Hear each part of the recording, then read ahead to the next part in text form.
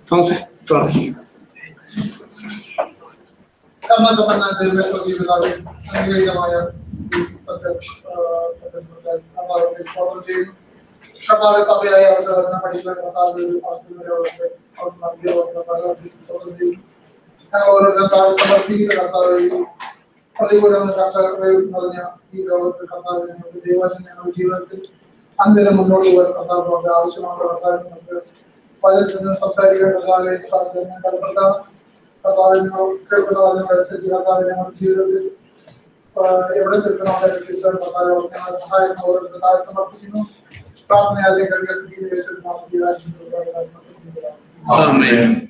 പാഠപുസ്തകത്തിലെ 229 229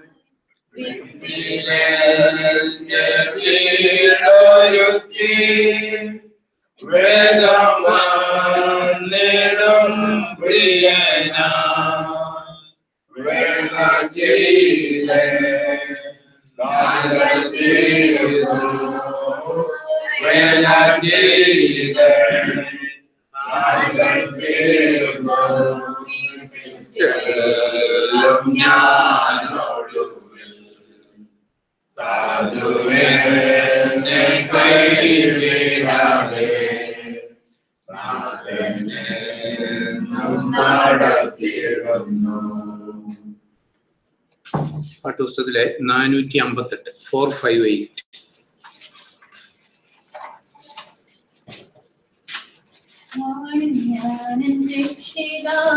കൂടെ എപ്പോഴും ആശ്രയിക്കുമെല്ലാ നാളും ഞാൻ എന്റെ രക്ഷിതാവിൻ കൂടെ എപ്പോഴും ആശ്രയിക്കുമെല്ലാ നാളും പാടും ഞാൻ എന്റെ പ്രിയനെ പാടും ഞാനെന്നോ എന്റെ പ്രിയനെ പാടും ഞാൻ രക്ഷിതാവിൻ കൂടെ എപ്പോഴും ആശ്രയിക്കുമെല്ലാ നാളും ഞാൻ എന്റെ പ്രിയൻ വാനിൽ നിന്നെഴുന്നള്ളിടുന്ന വാർത്തകളെ ഞാൻ കേട്ടിടുന്നു നാട്ടിലെങ്ങുമേ. എന്റെ പ്രിയൻ വാനിൽ നിന്നെഴുന്നള്ളിടുന്ന വാർത്തകളെ ഞാൻ കേട്ടിടുന്നു നാട്ടിലെങ്ങുമേ. ശാപഭൂകമ്പം ആദിനാരംഭം ശാപഭൂകമ്പം ആദിനാരംഭം വാഴും ഞാൻ എന്റെ രക്ഷിതാവിൻ കൂടെ എപ്പോഴും തൻകൃപയിൽ ആശ്രയിക്കുമെല്ലാ നാളും ഞാൻ പാലിശോണിയെന്നും ക്ഷീണമാകുമ്പോൾ നിക്ഷേപമുണ്ടെന്റെ പ്രിയനിൽ പാലിശോണിയെന്നും ക്ഷീണമാകുമ്പോൾ നിക്ഷേപമുണ്ടെന്റെ പ്രിയനിൽ എന്നെ പോറ്റിടോ എന്റെ രക്ഷകൻ എന്നെ പോറ്റിടോ എന്റെ രക്ഷകൻ വാഴും ഞാൻ രക്ഷിതാവിൻ കൂടെ എപ്പോഴും തൻകൃപയിൽ ആശ്രയിക്കുമെല്ലാ നാളും ഞാൻ ഇന്നു ഞാൻ പ്രിയൻ നാടിനോ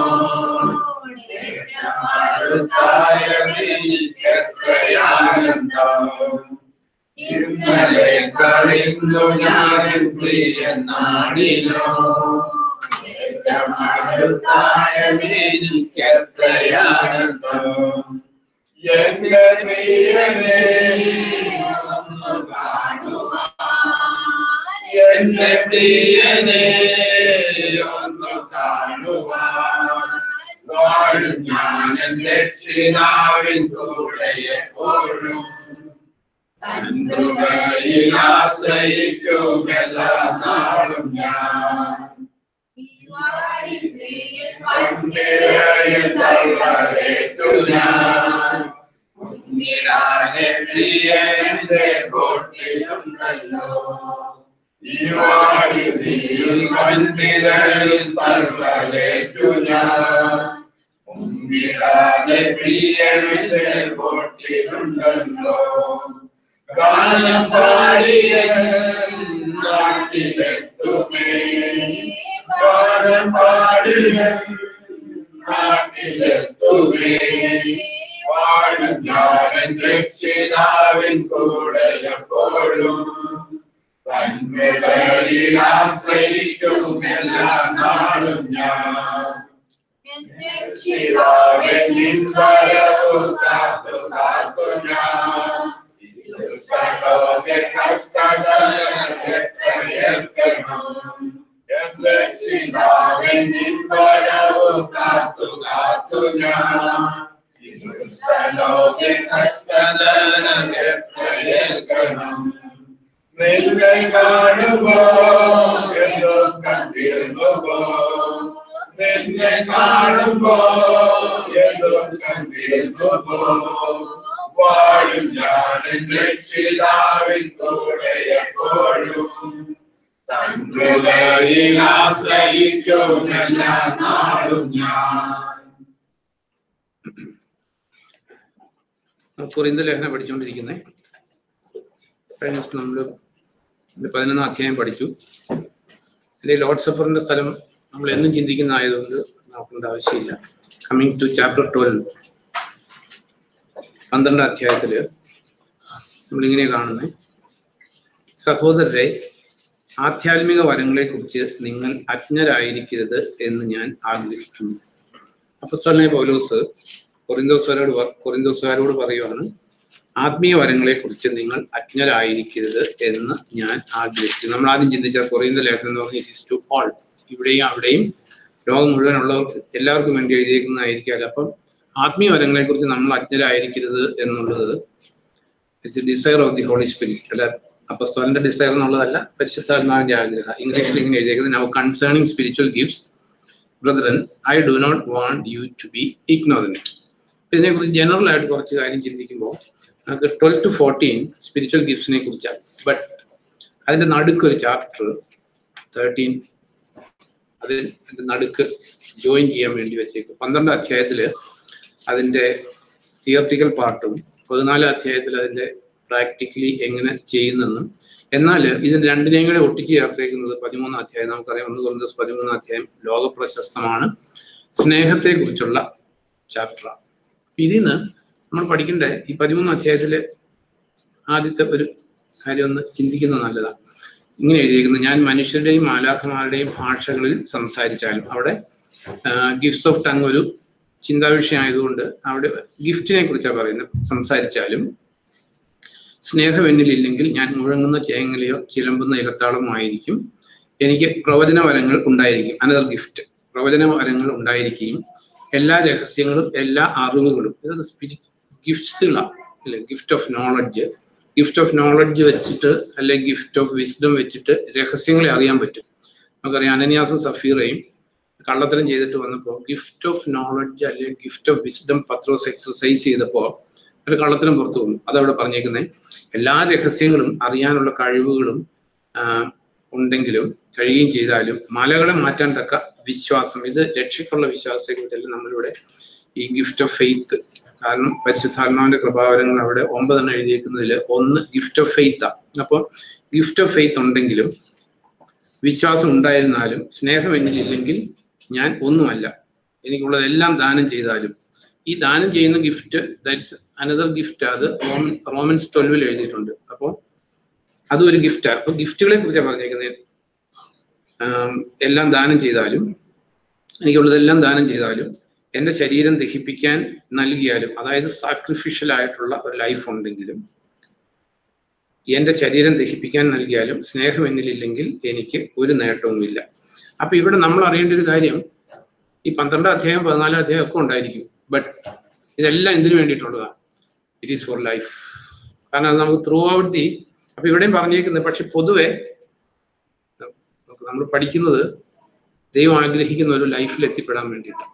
അപ്പൊ ഇതെല്ലാം പഠിപ്പിക്കുന്നത് ഇതിന്റെ തിയറി, പ്രാക്ടീസ്, ബട്ട് എല്ലാം എത്തിപ്പെടേണ്ടത് സ്നേഹത്തിലാണ്. നമ്മൾ വായിക്കുന്നുണ്ട് ഈ 1 തിമോത്തി 1:5 വായിക്കുമ്പോൾ അറിയാവുന്ന സ്ഥല, ജസ്റ്റ് ഞാൻ വായിക്കും. 1 തിമോത്തി 1:5 നമ്മളിങ്ങനെ വായിക്കുന്നത്, നിർമ്മല ഹൃദയം, നല്ല മനസാക്ഷി, ആത്മാർത്ഥമായ വിശ്വാസം എന്നിവയിൽ നിന്ന് ഉളവാകുന്ന സ്നേഹമാണ് ഞങ്ങൾ നൽകുന്ന ഈ കൽപ്പനകളുടെ ലക്ഷ്യം. ദെൻ 2 പീറ്ററിൽ നമ്മൾ പോകുമ്പോൾ വിശ്വാസത്തിൽ ആരംഭിച്ച് നമ്മൾ രക്ഷിക്കപ്പെടുന്ന വിശ്വാസത്താലാണ്. 2 പീറ്റർ ചാപ്റ്റർ 1 പോകുമ്പോൾ നമ്മളിങ്ങനെ വായിക്കുന്നത്, അതിന്റെ 5 തുടങ്ങി വായിക്കുമ്പോൾ, ഇക്കാരണത്താൽ തന്നെ നിങ്ങളുടെ വിശ്വാസത്തെ, കാരണം വിശ്വാസത്താലാണ് നമ്മൾ രക്ഷിക്കപ്പെടുന്നത്. വിശ്വാസം രക്ഷിക്കപ്പെട്ട ആള് അത് നോർമലി എങ്ങനെയായി തീരണം എന്നുള്ളതാണ്. എല്ലാവരും different stages of maturity naturally. ഇക്കാരണത്താൽ തന്നെ നിങ്ങളുടെ വിശ്വാസത്തെ സുഹൃതം കൊണ്ടും, സുഹൃതത്തെ ജ്ഞാനം കൊണ്ടും, ജ്ഞാനത്തെ ആത്മനിയന്ത്രണം കൊണ്ടും, ആത്മനിയന്ത്രണത്തെ സ്ഥൈര്യം കൊണ്ടും, സ്ഥൈര്യത്തെ ഭക്തി കൊണ്ടും, ഭക്തിയെ സാഹോദര്യം കൊണ്ടും, സാഹോദര്യത്തെ സ്നേഹം കൊണ്ടും, സമ്പൂർണമാക്കാൻ പരമാവധി യത്നിക്കുക. കാരണം ഇതിനൊരു അപ്പർ ലിമിറ്റ് ഇല്ല. പരമാവധി യത്നിക്കുക, അതായത് വിശ്വാസത്തിൽ ആരംഭിച്ചിരിക്കുന്നതിനെ സ്നേഹത്തിൽ കൊണ്ട് എത്തിക്കാൻ വേണ്ടി നമ്മൾ ഓരോരുത്തരും പരമാവധി യത്നിക്കുക. എന്നിട്ട് എഴുതിയേക്കുക, ഇവയെല്ലാം നിങ്ങൾക്ക് സമൃദ്ധമായി ഉണ്ടെങ്കിൽ നമ്മുടെ കർത്താവായ യേശു ക്രിസ്തുവിനെ കുറിച്ചുള്ള ജ്ഞാനത്തിൽ നിങ്ങൾ ഉദാസീനരോ ഫലമില്ലാത്തവരോ ആകാൻ ഇവ അനുവദിക്കുകയില്ല. ഇവ ഇല്ലാത്തവൻ, അതായത് ഫെയ്ത്ത് ടു ലവ്, അതിലേക്കുള്ള ട്രാവലിങ്ങിൽ നമ്മൾ എത്തിപ്പെടുന്നില്ലെങ്കിൽ ഇവ ഇല്ലാത്തവൻ അന്ധനും കാഴ്ച കുറഞ്ഞവനുമാണ്. പഴയ പാപങ്ങളിൽ നിന്ന് താൻ ശുദ്ധീകൃതനായ കാര്യമേ അയാൾ മറന്നിരിക്കുന്നു. നമുക്കറിയാം കർത്താവിന്റെ ഫേമസ് ആയിട്ടുള്ള ഗിരിപ്രഭാഷണം എടുക്കുമ്പോൾ മാത്യു ചാപ്റ്റർ 7 നമുക്ക് എല്ലാവർക്കും അറിയാവുന്നതാ. മത്തായിയുടെ സുവിശേഷത്തില് അതിന്റെ 5 തുടങ്ങി 7 വരെയുള്ള കർത്താവിന്റെ ഗിരിപ്രഭാഷണം സ്റ്റാർട്ട് ചെയ്യുന്നത് ആത്മാവിൽ ദരിദ്രർ ഭാഗ്യവാന്മാർ. കാരണം ആത്മാവിൽ ദാരിദ്ര്യ ഫീലിംഗ് ഇല്ലാത്തവര് ഒരിക്കലും സ്പിരിച്വൽ തേഴ്സ്റ്റ് ഉണ്ടാകത്തില്ല. അപ്പോൾ ആത്മാവിൽ ദാരിദ്ര്യം ഉള്ളവർക്ക് വേണ്ടിയിട്ടുള്ളതാണ് ഈ എഴുതിയിരിക്കുന്ന എല്ലാ കാര്യങ്ങളും. ആത്മാവിൽ ദരിദ്രർ ഭാഗ്യവാന്മാർ തുടങ്ങിയിട്ട് അത് അവസാനിക്കുന്നത് അറിയാൻ സ്ഥല. ആകയാൽ എൻ്റെ ഈ വാക്കുകൾ കേട്ട് പ്രവർത്തിക്കുന്നവൻ പാറമേൽ വീട് പണിത ബുദ്ധിമാന് തുല്യനാണ്. അവിടെയും കർത്താവ് പഠിപ്പിച്ച ഗിരിപ്രഭാഷണം കൺക്ലൂഡ് ചെയ്യുന്നത് സ്പിരിച്വൽ തേഴ്സ്റ്റിൽ ആരംഭിച്ച് എത്തിപ്പെടേണ്ടത് എവിടെയാണ്? അത് ജീവിതത്തിൽ ഇംപ്ലിമെന്റ് ചെയ്യുന്നതിലേക്കാണ്. ഈ വാക്കുകൾ കേട്ട് പ്രവർത്തിക്കുന്നവൻ പാറമേൽ വീട് പണിത ബുദ്ധിമാന് തുല്യനാണ്. മഴ പെയ്തു, വെള്ളപ്പൊക്കം ഉണ്ടായി, കാറ്റാകെ വീടിന്മേൽ ആഞ്ഞടിച്ചു, എന്നാൽ അത് വീണില്ല, കാരണം പാറമേലായിരുന്നു അതിന്റെ അടിത്തറ. ഈ വാക്കുകൾ കേട്ടിട്ട് അപ്രകാരം പ്രവർത്തിക്കാത്തവൻ മണലിൽ വീട് പണിത ഭോഷന് തുല്യനാണ്. നമുക്ക് ക്രിസ്ത്യൻ സാൽവേഷൻ അത് പ്രവൃത്തിയായിട്ട് ബന്ധമില്ല എന്നുള്ളത് കൊണ്ട് പലപ്പോഴും ഈ പ്രവൃത്തിയെക്കുറിച്ച് എംഫസൈസ് ചെയ്യാറില്ല. വേറെ ബൈബിളില് ഈ വിശ്വാസത്തിൽ ആരംഭിക്കുന്ന എല്ലാ കാര്യങ്ങളും പ്രവൃത്തിയിൽ എത്തിപ്പെടാൻ വേണ്ടിയിട്ട് എഴുതി വെച്ചിരിക്കുന്ന കാര്യങ്ങളാണ്. അപ്പൊ ഗിരിപ്രഭാഷണം അങ്ങനെ കൺക്ലൂഡ് ചെയ്ത് നമുക്കറിയാം. റെവലേഷനിൽ നമ്മൾ ചിന്തിക്കാറുണ്ട്. റെവലേഷനിലെ 7 സഭകൾക്കുള്ള ലെറ്ററിലും ചിന്തിക്കാറുള്ളതാണ്. അവിടെ 7 സഭയോടും കർത്താവ് പറയുന്നത്, നമുക്കറിയാം സാൽവേഷൻ ഈസ് ബൈ ഫെയ്ത്ത്. ഈ സാൽവേഷൻ ഫെയ്ത്തിലായിരിക്കുന്ന മനുഷ്യര് രക്ഷിക്കപ്പെട്ടതാ, നോ ഡൗട്ട്. നമ്മൾ വായിക്കുന്നുണ്ട്, ഗലാത്യ ലേഖനത്തിൽ വായിക്കുന്ന പോലെ ഒരു ശിശു ആയിരിക്കുന്നിടത്തോളം കാലം എല്ലാത്തിനും അവകാശിയാണ്. ബട്ട് ശിശു ആയിരിക്കുന്നിടത്തോളം കാലം ദർ ഇസ് നോ ഡിഫറൻസ്. സ്ലേവിന്ന് ഒരു വ്യത്യാസമില്ല. അപ്പൊ ഈ റെവലേഷൻ എടുക്കുമ്പോൾ ചാപ്റ്റർ 2 and 3 ആണ് 7 സഭകൾക്കുള്ള ലെറ്റർ. അപ്പൊ അതില് ഈ 7 സഭകൾക്കും കർത്താവ് പറയുന്നത്, ഞാൻ ജസ്റ്റ് ഒന്ന് വായിക്കുന്നുള്ളൂ, ഇംഗ്ലീഷിലാണെങ്കിൽ അത് സെയിം വേർഡ് കിട്ടത്തുള്ളൂ. Revelation 2:2 I know your works. Then അടുത്ത സഭയ്ക്കുള്ള ലെറ്ററിൽ 2:9 I know your works. Then അടുത്ത സഭയ്ക്ക് verse 13 I know your works. Then അടുത്ത സഭയ്ക്കുള്ളത് verse 19 I know your works. Then 3-ാം അധ്യായത്തില് അടുത്ത സഭയ്ക്ക് വരുമ്പോൾ 3-ന്റെ 1-ാം സെന്റൻസിൽ I know your works. Then 3-ന്റെ 8-ാം സെന്റൻസിൽ ഐ നോ യുവർ വർക്ക്സ്.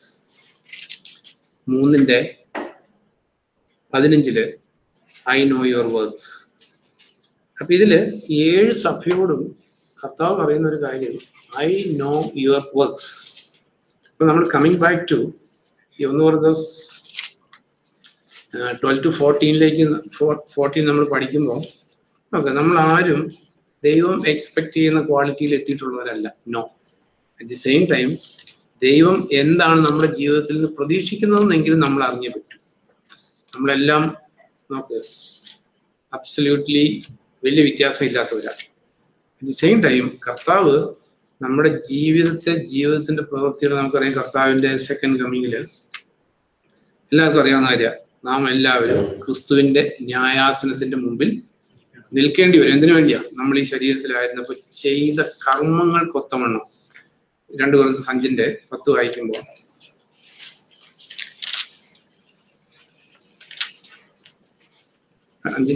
ഇങ്ങനെ എഴുതിയിരിക്കുന്നു, ഓരോരുത്തരും ശരീരത്തിലായിരുന്നപ്പോൾ ചെയ്തതിന് അനുസൃതമായി നന്മയോ തിന്മയോ സ്വീകരിക്കാൻ ക്രിസ്തുവിന്റെ ന്യായാസനത്തിന് മുമ്പിൽ നാം ഏവരും ഹാജരാകണം. ആർക്കും ഒഴിവാക്കാൻ പറ്റാത്ത ഒരു അപ്പോയിന്റ്മെന്റ്. അപ്പൊ നമ്മുടെ ജീവിതത്തിൽ നമ്മൾ ഈ ശരീരത്തിലായിരിക്കുമ്പോൾ ചെയ്ത അതിന് തക്കവണ്ണം അപ്പൊ നമ്മളെ സംബന്ധിച്ച് അതുകൊണ്ട് അപ്പൊ നമ്മൾ ഈ റെവലേഷനിൽ വിശുദ്ധരുടെ അലങ്കാരം അല്ലെങ്കിൽ അവരുടെ ആഭരണം അല്ലെങ്കിൽ അത് എഴുതിയിരിക്കുന്ന വിശുദ്ധരുടെ സൽപ്രവൃത്തികളാണ് അവരുടെ അലങ്കാരം, വിശുദ്ധരുടെ സൽപ്രവൃത്തികളാണ്. ദെൻ നമ്മൾ ടൈറ്റസിൽ വായിക്കുന്നത് സൽപ്രവൃത്തികളിൽ ശുഷ്കാന്തിയുള്ള ഒരു ജനത്തെ ഒരുക്കാൻ വേണ്ടിയിട്ടാണ് കർത്താവ് മരിച്ചത്. ടൈറ്റസ് എടുക്കുമ്പോൾ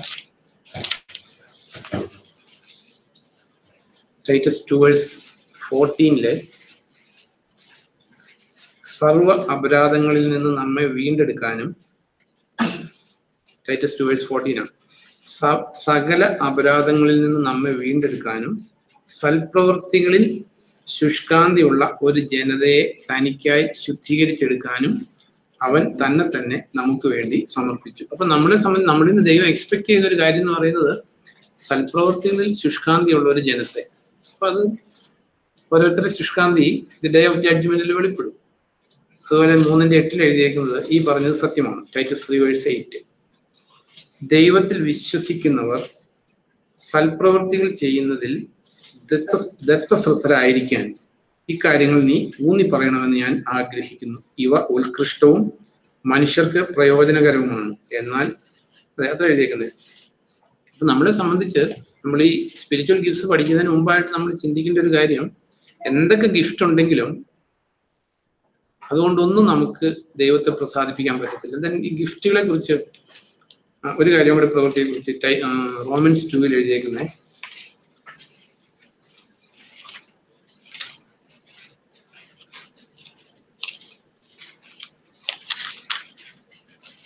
റോമലേഖനം 2-ാം അധ്യായത്തില് ഇത് റോമൻസ് നമുക്കറിയാം 1-3 ഇതൊരു സെക്കുലർ റൈറ്റിംഗ് ആണ്.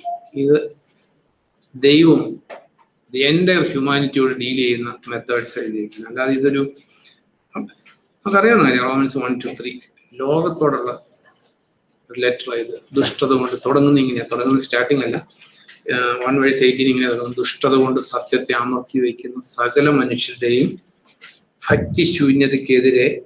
ഭക്തിശൂന്യതയ്ക്കും അനീതിക്കുമെതിരെ ദൈവത്തിന്റെ ക്രോധം സ്വർഗത്തിൽ നിന്ന് വെളിപ്പെട്ടിരിക്കുന്നു.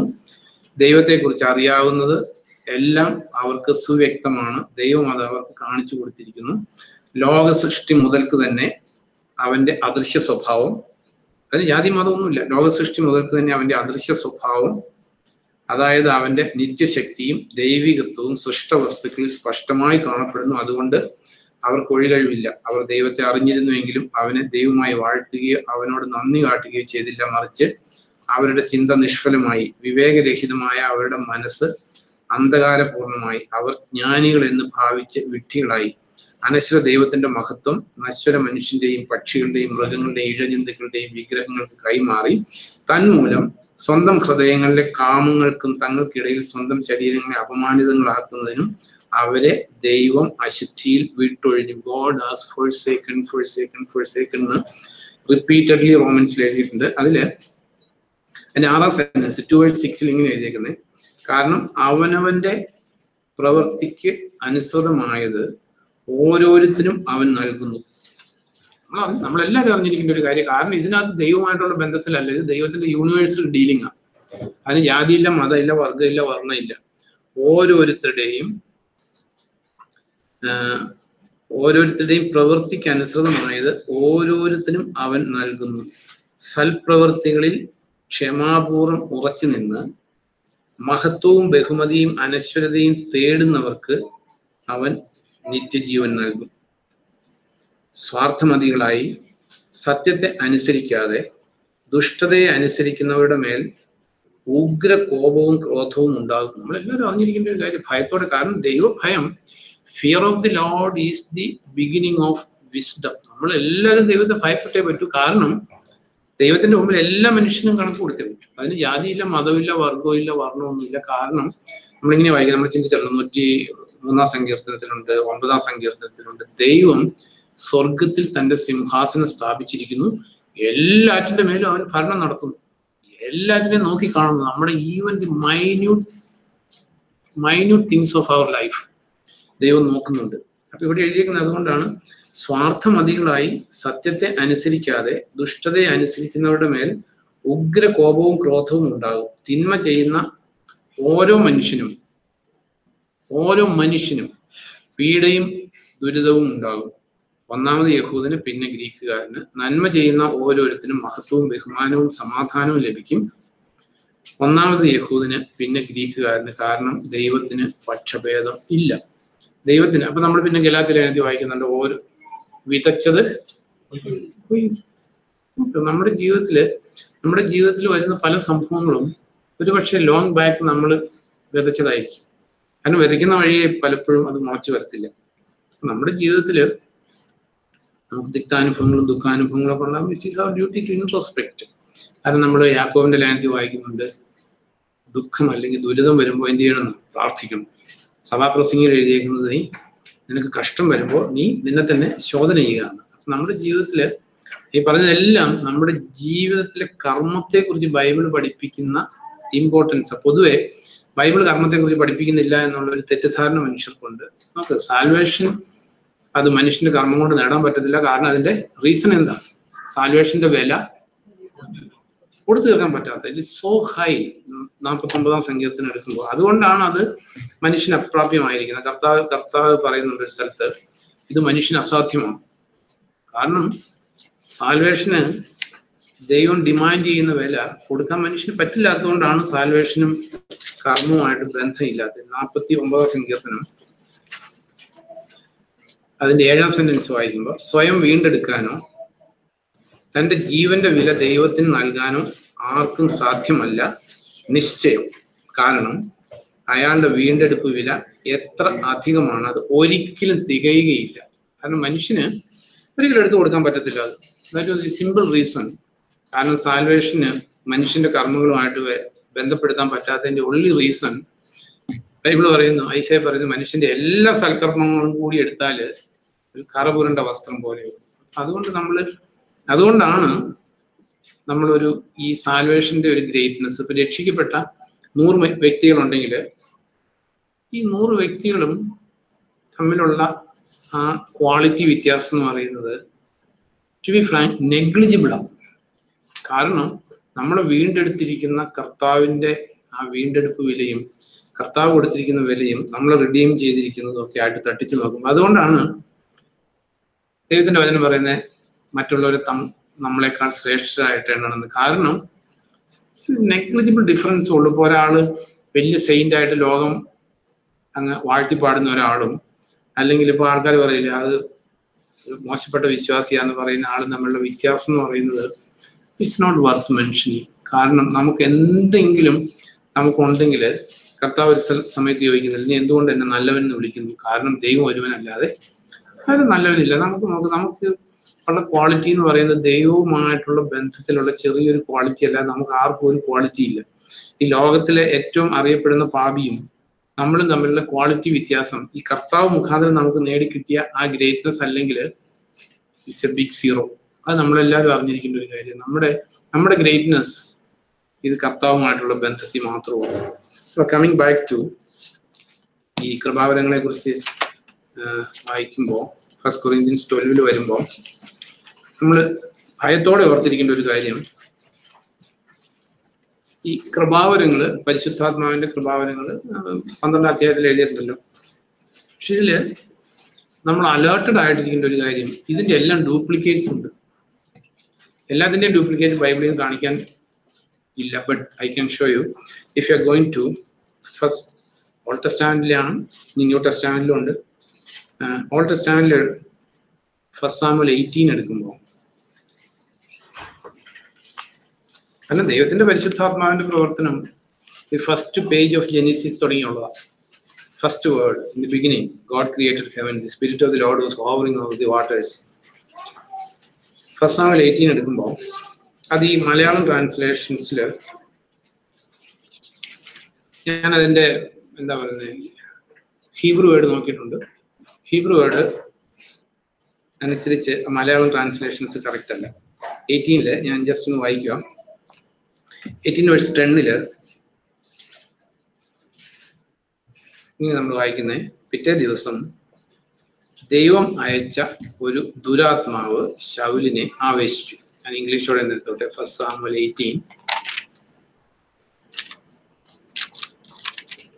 1 Samuel 18.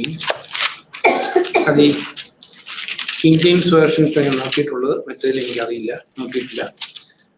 അതിൻ്റെ 10ാം സെന്റൻസിൽ ഇങ്ങനെ എഴുതിയേക്കുന്നത്: പിറ്റേ ദിവസം ദൈവം അയച്ച ദുരാത്മാവ് ശൗലിനെ ആവേശിച്ചു. അയാൾ ഭവനത്തിൽ വെച്ച് ഉന്മാദാവസ്ഥയിലായി. അതുപോലെ ദാവീദ് കിന്നരം വായിക്കുകയായിരുന്നു. ആ 10ാം സെന്റൻസ് ഇംഗ്ലീഷിൽ വായിക്കുമ്പോൾ 18:10 and it happened on the next day that the distressing spirit എന്ന് പറഞ്ഞാൽ it's not Holy Spirit. distressing spirit from God എന്ന് പറഞ്ഞേക്കുന്നത് ദൈവം അയച്ചതെന്നുള്ള അർത്ഥമുള്ളൂ. കാരണം Lord is the Lord of all flesh. ദൈവത്തിന്റെ അനുവാദം കൂടാതെ ഒരു പിശാചിനും ഒരിടത്തൊന്നും ചെയ്യാൻ പറ്റത്തില്ല.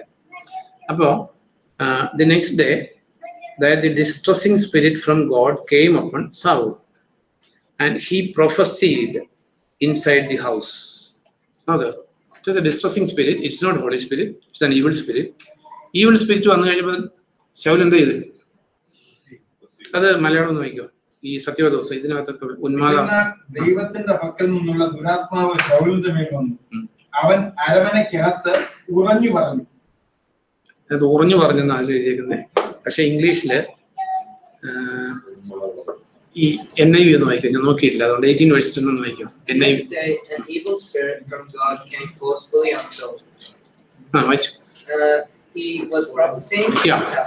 He was prophesying. അപ്പോ ഇത് നമ്മൾ ഭയത്തോടെ ഓർത്തിരിക്കേണ്ട ഒരു കാര്യം. കാരണം ഈ ലോകത്തില് പ്രവചനം എന്ന് കേട്ടാല് എല്ലാവരും അതിനെ അക്സെപ്റ്റ് ചെയ്യുന്ന ആൾക്കാരെ പൊതുവെ. നമ്മളെ സംബന്ധിച്ച് നമ്മളിത് പഠിക്കുന്നത് വേറെ ആരെയും വിധിക്കാനോ ജഡ്ജ് ചെയ്യാനോ അല്ല, നമുക്ക് രക്ഷപ്പെടാൻ വേണ്ടിയിട്ടാണ്.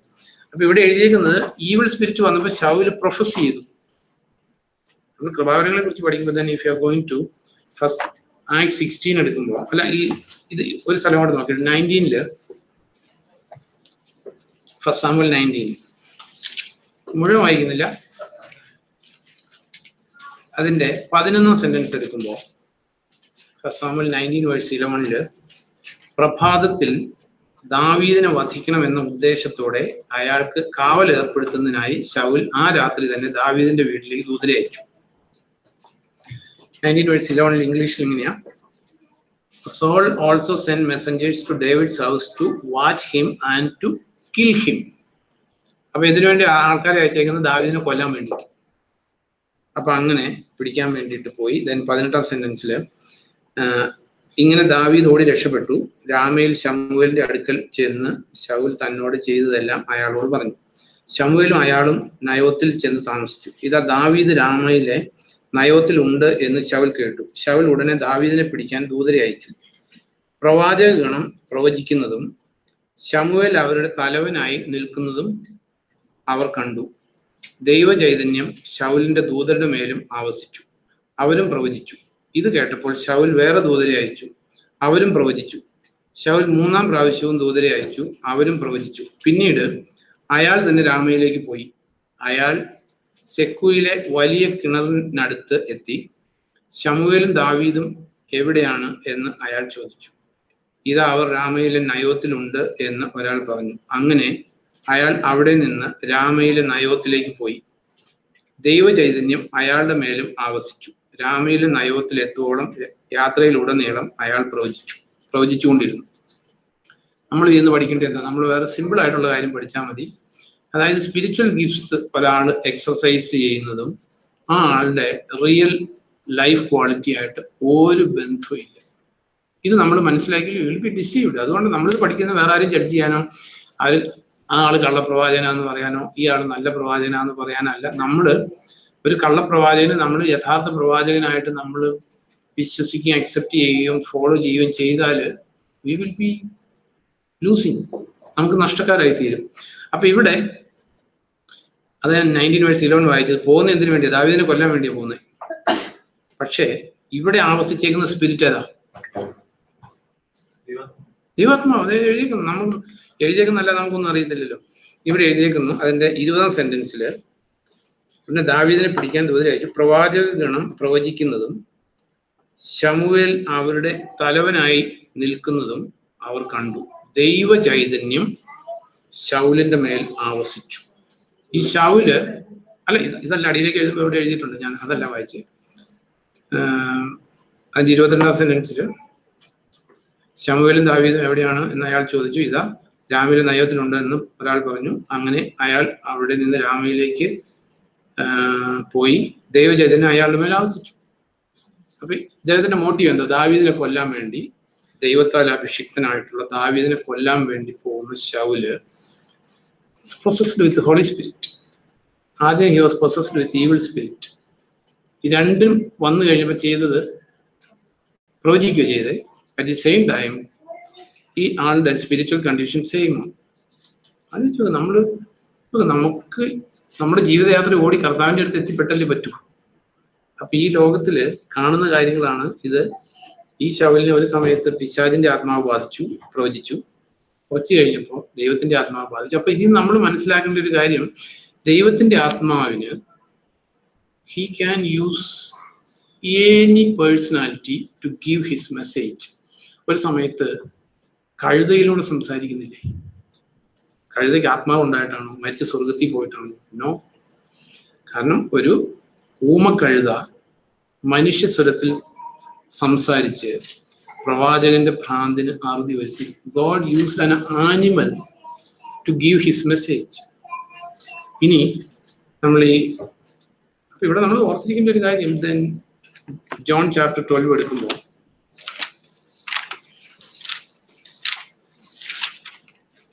അല്ല 11 നമുക്കറിയാം. സംഭവം ലാസറിനെ കർത്താവ് ഉയർപ്പിച്ചു കഴിഞ്ഞപ്പോൾ അതിന്റെ 45 തുടങ്ങി വായിക്കുമ്പോൾ, മറിയമിന്റെ കൂടെ വന്ന പല യഹൂദരും അവൻ പ്രവർത്തിച്ചത് കണ്ട് അവൻ വിശ്വസിച്ചു. എന്നാൽ ചിലർ ഫരിസേയരുടെ അടുക്കൽ ചെന്നു യേശു പ്രവർത്തിച്ചതിനെ പറ്റി പറഞ്ഞു. മുഖ്യ പുരോഹിതരും ഫരിസേയരും സംഘം ചേർന്ന് പറഞ്ഞു, നാം എന്ത് ചെയ്യണം? ഈ മനുഷ്യൻ പല അടയാളങ്ങളും ചെയ്യുന്നല്ലോ. നാം അവനെ ഇങ്ങനെ വിട്ടാൽ എല്ലാവരും അവനിൽ വിശ്വസിക്കും. റോമാക്കാർ വന്ന് നമ്മുടെ വിശുദ്ധ സ്ഥലത്തെയും ജനത്തെയും നശിപ്പിക്കും.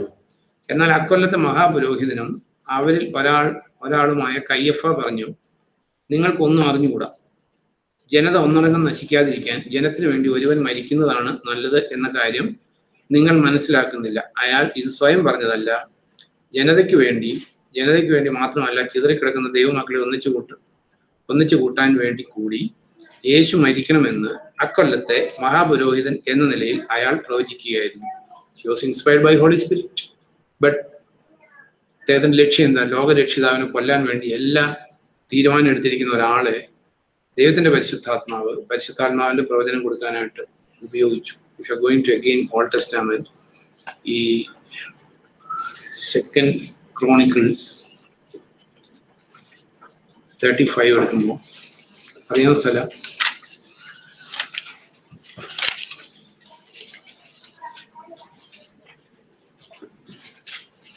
ന്റെ 2 Chronicles 35 അതിന്റെ 20 തുടങ്ങി വായിക്കുമ്പോൾ, ഇവയെല്ലാം കഴിഞ്ഞപ്പോൾ യോശിയ എന്ന് പറയുന്ന ആള് നമുക്കറിയാം, രാജാവ്, ഇത്രയും ഗ്രേറ്റ് ആയിട്ടുള്ള, ഇത്രയും ദൈവികനായിട്ടുള്ള ഒരു രാജാവ് ഇസ്രായേൽക്കാരുടെ ഇടയിൽ ഉണ്ടായിട്ടില്ല.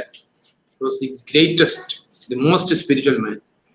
ഇവയെല്ലാം കഴിഞ്ഞപ്പോൾ യോശിയ ദേവാലയം ഒരുക്കിയതിനു ശേഷം ഈജിപ്തിലെ നെക്കോ രാജാവ് യൂഫ്രട്ടീസിലെ കർശമേശിലേക്ക് യുദ്ധത്തിന് വന്നു. യോശിയ അയാളുടെ നേരെ പുറപ്പെട്ടു. പക്ഷെ അയാൾ ദൂതരെ അയച്ചു പറഞ്ഞു, യഹൂദ രാജാവെ, നാം തമ്മിൽ എന്ത്? ഇന്ന് ഞാൻ താങ്കളുടെ നേർക്കല്ല വരുന്നത്, യുദ്ധത്തിൽ ഏർപ്പെട്ടിരിക്കുന്ന ഒരു ഭവനത്തിന്റെ നേർക്കാണ് ഞാൻ വരുന്നത്. വേഗമാകട്ടെ എന്ന് ദൈവം എന്നോട് കൽപ്പിച്ചിരിക്കുന്നു. ദൈവനിഷേധം നിർത്തൂ. അവൻ എൻ്റെ കൂടെയുണ്ട്, അല്ലെങ്കിൽ അവൻ താങ്കളെ നശിപ്പിക്കും. എങ്കിലും യോശിയ പിന്തിരിഞ്ഞില്ല. യുദ്ധം ചെയ്യാൻ അയാൾ വേഷം മാറി നെക്കോയുടെ ശ്രദ്ധിക്കണേ 22, നെക്കോയുടെ വചനങ്ങളിലൂടെയുള്ള ദൈവത്തിന്റെ തിരുമൊഴി അയാൾ ചെവിക്കൊണ്ടില്ല. Necho is an Egyptian king. ഫറോന ഈജിപ്തുകാരന്. ഇവിടെ എഴുതിയേക്കുക, നെക്കോയിലൂടെയുള്ള ദൈവത്തിന്റെ വചനം യോശിയ ചെവിക്കൊണ്ടില്ല. യോശിയ അതിനെ നെഗ്ലക്ട് ചെയ്തു. യോശിയ യുദ്ധത്തിന് പോയി. യുദ്ധത്തിൽ യോശിയ മരിച്ചു. നമുക്കറിയാവുന്ന കാര്യമാണ്. അപ്പൊ നമ്മൾ ഇതിൽ നിന്ന് ഈ പ്രവചനത്തെ കുറിച്ചും അല്ലെങ്കിൽ സ്പിരിച്വൽ ഗിഫ്റ്റ്സിനെ കുറിച്ചും പഠിക്കുമ്പോൾ നമ്മൾ ഡിസീവ്ഡ് ആകരുത്. ഒരാളിലൂടെ കറക്റ്റായിട്ട് സ്പിരിച്വൽ ഗിഫ്റ്റ് വന്ന് സ്പിരിച്വൽ ഗിഫ്റ്റ് ഓപ്പറേറ്റ് ചെയ്ത് പ്രവചന പ്രവാചക എല്ലാ സ്പിരിച്വൽ ഗിഫ്റ്റിന്റെയും ശുശ്രൂഷ ചെയ്ത ഒരാള് sometimes we may find in the hell. അത് നമ്മൾ ഓർത്തിരിക്കേണ്ട ഒരു കാര്യം. നമ്മൾ ആരും വിധിക്കാനല്ല. കാരണം സ്പിരിച്വൽ ഗിഫ്റ്റ് ഓപ്പറേറ്റ് ചെയ്ത ഒരാള് രക്ഷിക്കപ്പെട്ട ആളായിക്കൊള്ളണമെന്ന് ഇല്ല.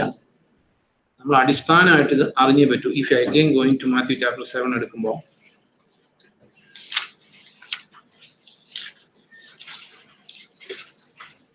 പക്ഷേ നമ്മുടെ കാര്യം അറിയില്ല. അറ്റ് ദി സെയിം ടൈം ലോകത്തില് സ്പിരിച്വൽ ഗിഫ്റ്റ്സ് ഓപ്പറേറ്റ് ചെയ്യുന്ന ആൾക്കാർ highly considered as highly exalted ആണ് സ്പിരിച്വലി. എന്നാൽ ദൈവത്തിന്റെ വചനത്തിൽ ഈ വാർണിങ്സ് എല്ലാം നിറയെ തന്നിട്ടുമുണ്ട്. അതിൻ്റെ മാത്യു ചാപ്റ്റർ 7 21 തുടങ്ങി വായിക്കുമ്പോൾ, കർത്താവെ കർത്താവെ എന്ന് എന്നെ വിളിക്കുന്നവരെല്ലാം സ്വർഗരാജ്യത്തിൽ പ്രവേശിക്കില്ല, സ്വർഗസ്നായ എൻ്റെ പിതാവിൻ്റെ ഹിതം നിറവേറ്റുന്നവനെ അവിടെ പ്രവേശിക്കും. ആ ദിവസം പലരും എന്നോട് പറയും, കർത്താവെ കർത്താവെ, ഞങ്ങൾ നിന്റെ നാമത്തിൽ പ്രവചിച്ചവരല്ലയോ? നിന്റെ നാമത്തിൽ ഞങ്ങൾ പിശാചുക്കളെ പുറത്താക്കിയില്ലയോ? നിന്റെ നാമത്തിൽ പല വലിയ കാര്യങ്ങളും ഞങ്ങൾ ചെയ്തില്ലയോ? അപ്പോൾ അവരോട് ഞാൻ പ്രഖ്യാപിക്കും, നിങ്ങളെ ഞാൻ ഒരിക്കലും അറിഞ്ഞിട്ടില്ല. ഹേ ദുർവൃത്തരെ, എന്നെ വിട്ടകന്നു പോകും. നമുക്ക് ഇവർ പ്രവർത്തിച്ച് കർത്താവിന്റെ നാമത്തിലാണ്. ഇപ്പൊ ശൗല് പ്രവചിച്ചത് ദൈവത്തിന്റെ പരിശുദ്ധാത്മാവ് വന്ന് പ്രവചിച്ചു. നിക്കോഫറോ പരിശുദ്ധാത്മാവിന്റെ ശബ്ദമാണ് വന്നത്.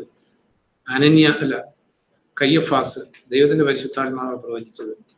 ദെൻ ബെലിയാമിന്റെ കഴുത ദൈവത്തിന്റെ പരിശുദ്ധാത്മാവിന്റെ സ്വരം പുറത്തേക്ക് വിട്ടത്. നമ്മൾ ഇതിന്ന് ഒത്തിരി ഒന്ന് അലേർട്ടായിട്ട് നമ്മൾ ജീവിക്കണം. That's what I want to tell. കാരണം ഈ പ്രവചന ശുശ്രൂഷ, പ്രവാചക ശുശ്രൂഷ അല്ലെങ്കിൽ ഗിഫ്റ്റുകൾ കാണുമ്പോൾ ഡിസീവ്ഡ് ആകരുത്. പൊതുവെ ലോകം സ്പിരിച്വൽ ഗിഫ്റ്റ്സ് ഓപ്പറേറ്റ് ചെയ്യുന്നിടത്ത് മാത്രമേ മനുഷ്യന് ആകർഷകത്തുള്ളൂ. അത് ഒരിക്കലും ദൈവത്തിന്റെ വചനം അനുസരിച്ച് നമുക്ക് ശരിയെന്ന് പറയാൻ പറ്റത്തില്ല. ദെൻ ആക്ട്സ് ചാപ്റ്റർ 16 എടുക്കുമ്പോൾ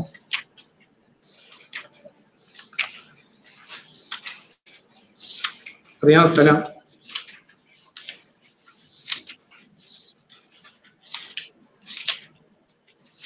അതിൻ്റെ 16 തുടങ്ങി വായിക്കുമ്പോൾ, ഞങ്ങൾ പ്രാർത്ഥനാ വേദിയിലേക്ക് പോകുമ്പോൾ ഭാവി ഫലം പറയുന്ന ആത്മാവ് ബാധിച്ച ഒരു അടിമ പെൺകുട്ടിയെ കണ്ടുമുട്ടി. ഭാവി ഫലം പറഞ്ഞ് യജമാന്മാർക്ക് അവൾ വളരെ ആദായം ഉണ്ടാക്കിയിരുന്നു. അവൾ പൗലോസിനെയും ഞങ്ങളെയും പിന്തുടർന്നുകൊണ്ട് വിളിച്ചു പറഞ്ഞു, ഈ മനുഷ്യർ അത്യുന്നത ദൈവത്തിന്റെ സേവകരാണ്. ഇവർ നിങ്ങളോട് രക്ഷയുടെ വഴി വിളംബരം ചെയ്യുന്നു. ഇങ്ങനെ അവൾ പല ദിവസം പ്രവർത്തിച്ചു. എന്നാൽ പൗലോസിന് ഇത് അസഹ്യമായി. അയാൾ ആ ബാധയുടെ നേർക്ക് തിരിഞ്ഞു പറഞ്ഞു, യേശുക്രിസ്തുവിന്റെ നാമത്തിൽ ഞാൻ നിന്നോട് കൽപ്പിക്കുന്നു, ഇവിടെ നിന്ന് പുറത്തു പോകൂ. ആ നിമിഷം തന്നെ അത് അവളിൽ നിന്ന് പുറത്തുപോയി. നോക്ക്, ഈ അപ്പോസ്തല പ്രവൃത്തി 11 അധ്യായം എടുക്കുമ്പോൾ Agabus inspired by the holy spirit പ്രവചിക്കുന്നുണ്ട്. ഈ പെങ്കൊച്ച് ഇൻസ്പയർഡ് ബൈ ഈവിൾ സ്പിരിറ്റാ, നമുക്കറിയാവുന്ന കാര്യമാണ്, അത് പ്രവചിക്കുന്നുണ്ട്. അപ്പൊ നമ്മളെ സംബന്ധിച്ച് ഈ ഗിഫ്റ്റ്, പരിശുദ്ധാത്മാവിന്റെ ഗിഫ്റ്റുകളെ കുറിച്ച് പഠിക്കുന്നതിന് മുമ്പ് നമ്മൾ അറിയേണ്ട ഒരു കാര്യം, ഇത് എല്ലാ ഗിഫ്റ്റിന്റെയും ഡ്യൂപ്ലിക്കേറ്റ്സ് ബൈബിളിൽ കാണിക്കാനില്ല. At the same time, if one gift can be duplicated, all gifts can be duplicated. അത് നമ്മുടെ ഒരു കൺക്ലൂഷനാണ്. കാരണം ഇവിടെ അഗബാസ് ചാപ്റ്റർ 11 ഇതേ അപ്പോസ്തല പ്രവൃത്തി തന്നെയാണ്. അപ്പോസ്തല പ്രവൃത്തിയില്ല ചാപ്റ്റർ 11 27 അക്കാലത്ത് ജെറുസലേമിൽ നിന്ന് പ്രവാചകർ അന്ത്യോക്യയിൽ ചെന്നു. അവരിൽ അഗബസ് എന്നു പേരുള്ള ഒരാൾ എഴുന്നേറ്റ് നിന്ന് ആത്മാവിനാൽ പ്രചോദിതനായി ലോകമാസകലം വലിയൊരു ക്ഷാമം ഉണ്ടാകുമെന്ന് പ്രവചിച്ചു. ക്ലൗദ്യോസിന്റെ കാലത്ത് അത് സംഭവിക്കുകയും ചെയ്തു. യൂദായിൽ ജീവിച്ചിരുന്ന സഹോദരർക്ക് അവരോ പ്രവചനം മാത്രമേ നമ്മൾ ചിന്തിക്കുന്നുള്ളൂ. അപ്പൊ അഗബാസ് കറക്റ്റായിട്ട് പ്രവചിച്ചു നിറവേറി. ഈ അടിമ പെങ്കൊച്ച് കണ്ടിന്യൂസ്ലി ഷി വാസ് പ്രൊഫസിങ്. അപ്പൊ ഇതിനെക്കുറിച്ച് നമുക്കൊരു ഡിസൈൻമെന്റ് ഇല്ലെങ്കിൽ ഇത് ഏത് ദൈവത്തിൽ നിന്നുള്ളത് ഏതാ പിശാചിൽ നിന്നുള്ളത് തിരിച്ചറിയാൻ നമുക്ക് പറ്റാതെ പോകും. ഇപ്പൊ എഗെയിൻ ഓൾഡ് ടെസ്റ്റമെന്റില് ഇഷ്ടംപോലെ എക്സാമ്പിളുകളുണ്ട് ഇങ്ങനെയുള്ള. നമ്മൾ വായിക്കുന്നില്ലേ, ഒരു മീഡിയം ശൗല് പോകുന്നുണ്ട് ഈ ഈവിൾ മരിച്ച ആത്മാക്കളെ കൊണ്ടുവരുന്നവരുടെ അടുത്ത്. അപ്പൊ അവിടെ ഒരു പിശാച് സാമുവലിന്റെ വേഷം കെട്ടി വന്നു. കാരണം സാമുവൽ കനോട്ട് കം, നമുക്കറിയാവുന്ന മരിച്ച ആൾക്ക് വരാൻ പറ്റത്തില്ല. അപ്പൊ പിശാച് വേഷം കെട്ടി വന്നു.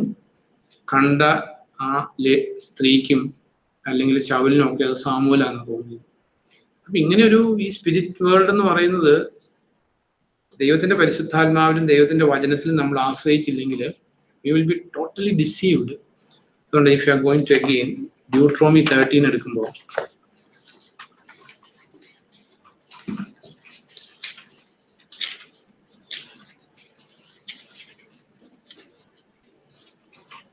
ഇങ്ങനെ എഴുതിയേക്കുന്നത് ഈ Deuteronomy 13 ആക്ച്വലി 12:32 എന്ന് വായിച്ചു വന്നാൽ അത് ശരിയാക്കുള്ളൂ. 12:30 കാരണം നമുക്കറിയാം ഈ ബൈബിളിന് ആദ്യം ചാപ്റ്ററും സെന്റൻസും ഒന്നും ഇല്ലായിരുന്നു. 32 ഇങ്ങനെ 12:32 ഞാൻ കൽപ്പിക്കുന്നവയെല്ലാം ചെയ്യാൻ നിങ്ങൾ ശ്രദ്ധിക്കൂ. നിങ്ങൾ എന്തെങ്കിലും അവയിൽ കൂട്ടിച്ചേർക്കുകയോ അവയിൽ നിന്ന് നീക്കം ചെയ്യുകയോ അരുത്. നിങ്ങളുടെ ഇടയിൽ ഒരു പ്രവാചകനോ സ്വപ്നദർശിയോ പ്രത്യക്ഷപ്പെട്ട് ഒരു അടയാളമോ അത്ഭുതമോ അറിയിക്കുകയും അയാൾ പറയുന്ന അത്ഭുതമോ അടയാളമോ സംഭവിക്കുകയും ചെയ്താലും, ഇപ്പൊ നമുക്ക് ഇത്ര ഒരു കാര്യം സംഭവിച്ചു കഴിഞ്ഞാൽ പിന്നെ ആരും ആ പ്രവാചകനെ നോർമലി ഡൗട്ട് ചെയ്യത്തില്ല. നിങ്ങളുടെ ഇടയിൽ ഒരു പ്രവാചകനോ സ്വപ്നദർശിയോ പ്രത്യക്ഷപ്പെട്ട് ഒരു അടയാളമോ അത്ഭുതമോ അറിയിക്കുകയും അയാൾ പറയുന്ന അത്ഭുതമോ അടയാളമോ സംഭവിക്കുകയും ചെയ്താലും നമുക്ക് മറ്റ് ദേവന്മാരുടെ പിന്നാലെ പോകാം. മീൻസ് ഈ 12:32 അതിന്റെ സ്റ്റാർട്ടിങ് വേർഡ്. അതായത് ഞാൻ കൽപ്പിക്കുന്നവയെല്ലാം ചെയ്യാൻ നിങ്ങൾ ശ്രദ്ധിക്കൂ. നിങ്ങൾ എന്തെങ്കിലും അവയിൽ കൂട്ടിച്ചേർക്കുകയോ അവയിൽ നിന്ന് നീക്കം ചെയ്യുകയോ അരുത്. അപ്പം ഈ വചനത്തിൽ നിന്ന് വിരുദ്ധമായിട്ടുള്ള എനിത്തിങ് അതവിടെ പറഞ്ഞേക്കുന്നത്. വേറൊരു ദൈവത്തിന്റെ അടുത്ത് പോകാന്ന് പറഞ്ഞേക്കുന്നത് know anything different from the written scripture എന്നുള്ള അർത്ഥമുള്ളത്. അയാൾ പറഞ്ഞാൽ ആ പ്രവാചകന്റെയോ സ്വപ്നദർശിയുടെയോ വാക്കുകൾ നീ ചെവിക്കൊള്ളരുത്.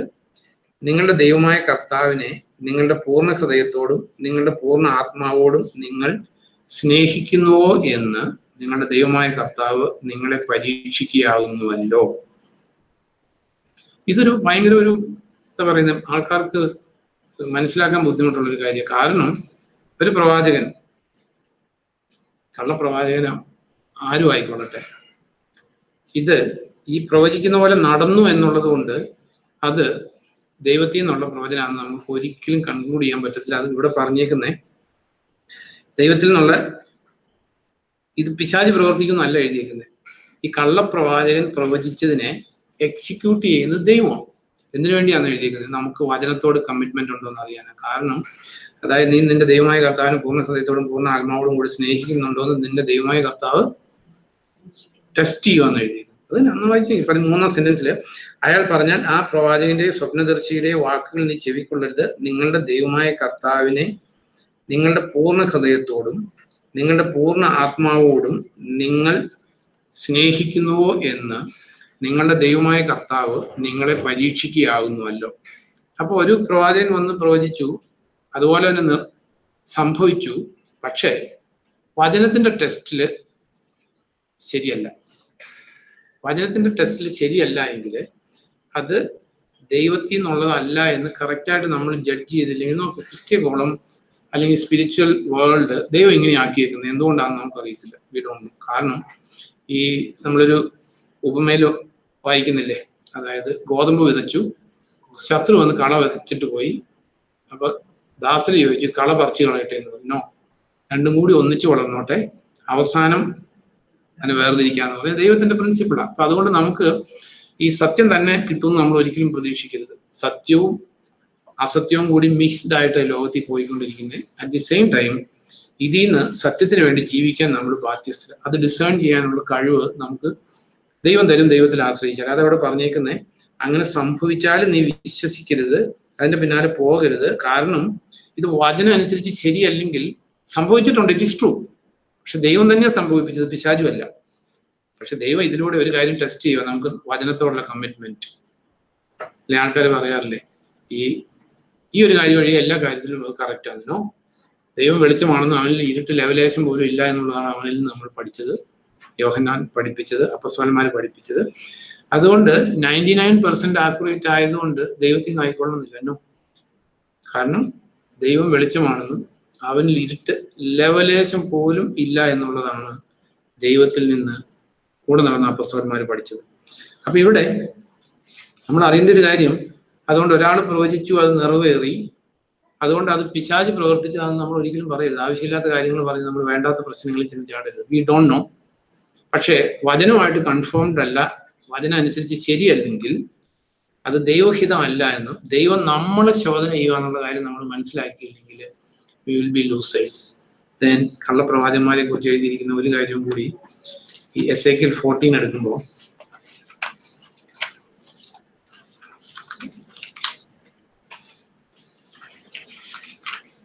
എസേക്കിയേൽ 14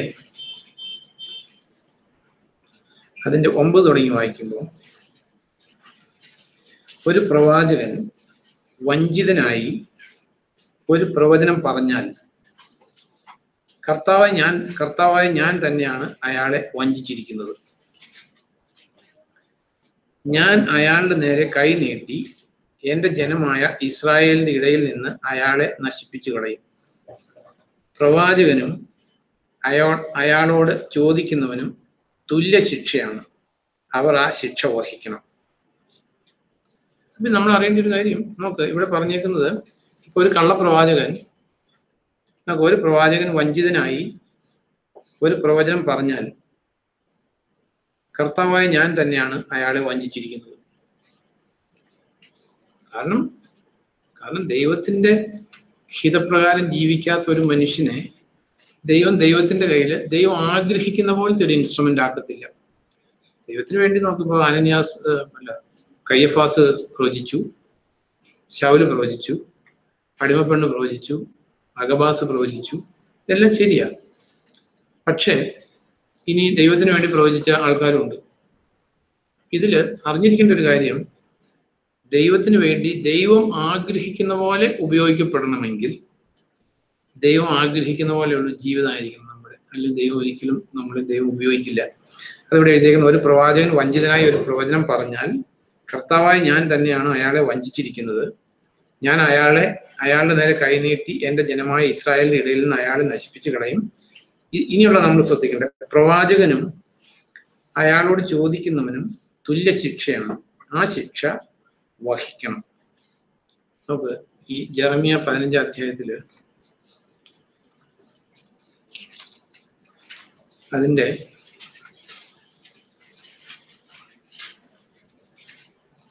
19 തുടങ്ങി വായിക്കുമ്പോൾ ഇതിനെ കർത്താവ് അരുൾ ചെയ്യുന്നു, നീ മടങ്ങി വരുമെങ്കിൽ ഞാൻ നിന്നെ പുനരുദ്ധരിക്കും. നീ എൻ്റെ സന്നിധിയിൽ നിൽക്കും. അധമമായത് ഉപേക്ഷിച്ച് ഉത്കൃഷ്ടമായത് ഉദ്ഘോഷിച്ചാൽ നീ എൻ്റെ നാവ് പോലെയാകും. അവർ നിന്റെ അടുക്കിലേക്ക് തിരിയും, എന്നാൽ നീ അവരിലേക്ക് തിരിയരുത്. ഞാൻ നിന്നെ ഈ ജനത്തിന് ബലപ്പെടുത്തിയ ഒരു ഓട്ടുമതിലാക്കും. അവർ നിനക്കെതിരെ പോരാടും, എന്നാൽ അവർ നിന്നെ ജയിക്കുകയില്ല. കാരണം നിന്നെ രക്ഷിക്കാനും മോചിപ്പിക്കാനും നിന്നോടുകൂടെ ഞാനുണ്ട്. കർത്താവാണ് ഇത് അരുൾ ചെയ്യുന്നത്. ഞാൻ നിന്നെ ദുഷ്ടരുടെ കയ്യിൽ നിന്ന് മോചിപ്പിക്കുകയും നിർദ്ദയരുടെ പിടിയിൽ നിന്ന് വീണ്ടെടുക്കും. നിർദ്ദയരുടെ കയ്യിൽ നിന്ന് വീണ്ടെടുക്കും. അപ്പൊ ഇവിടെ ജെറമ്യയോട് പറയുന്ന, ജെറമ്യനെ ദൈവം ഉപയോഗിക്കാനായിട്ടുള്ള കണ്ടീഷൻ പറയുന്നതാണ് 19ാം സെന്റൻസില്. നീ മടങ്ങി വരുമെങ്കിൽ, അല്ലെങ്കിൽ നമുക്കെല്ലാം ഷോർട്ട് കമ്മിങ്സ് ഉള്ളവരാ, വീഴ്ചകളും താഴ്ചകളും. പക്ഷെ മടങ്ങി വരിക, റിപ്പന്റ് ചെയ്താല് നീ മടങ്ങി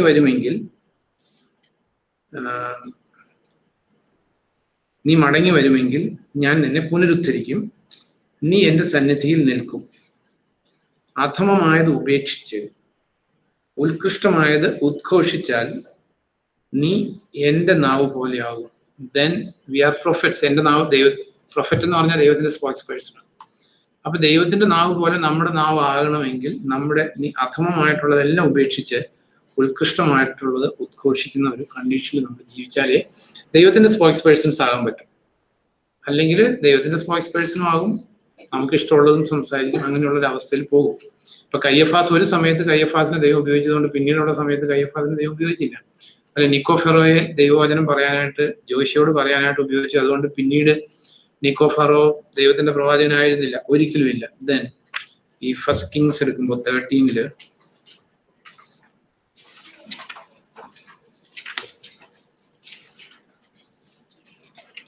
ഇത് ഈ 1 Kings 13 നമ്മളെല്ലാവരും വായിക്കേണ്ടതാണ്.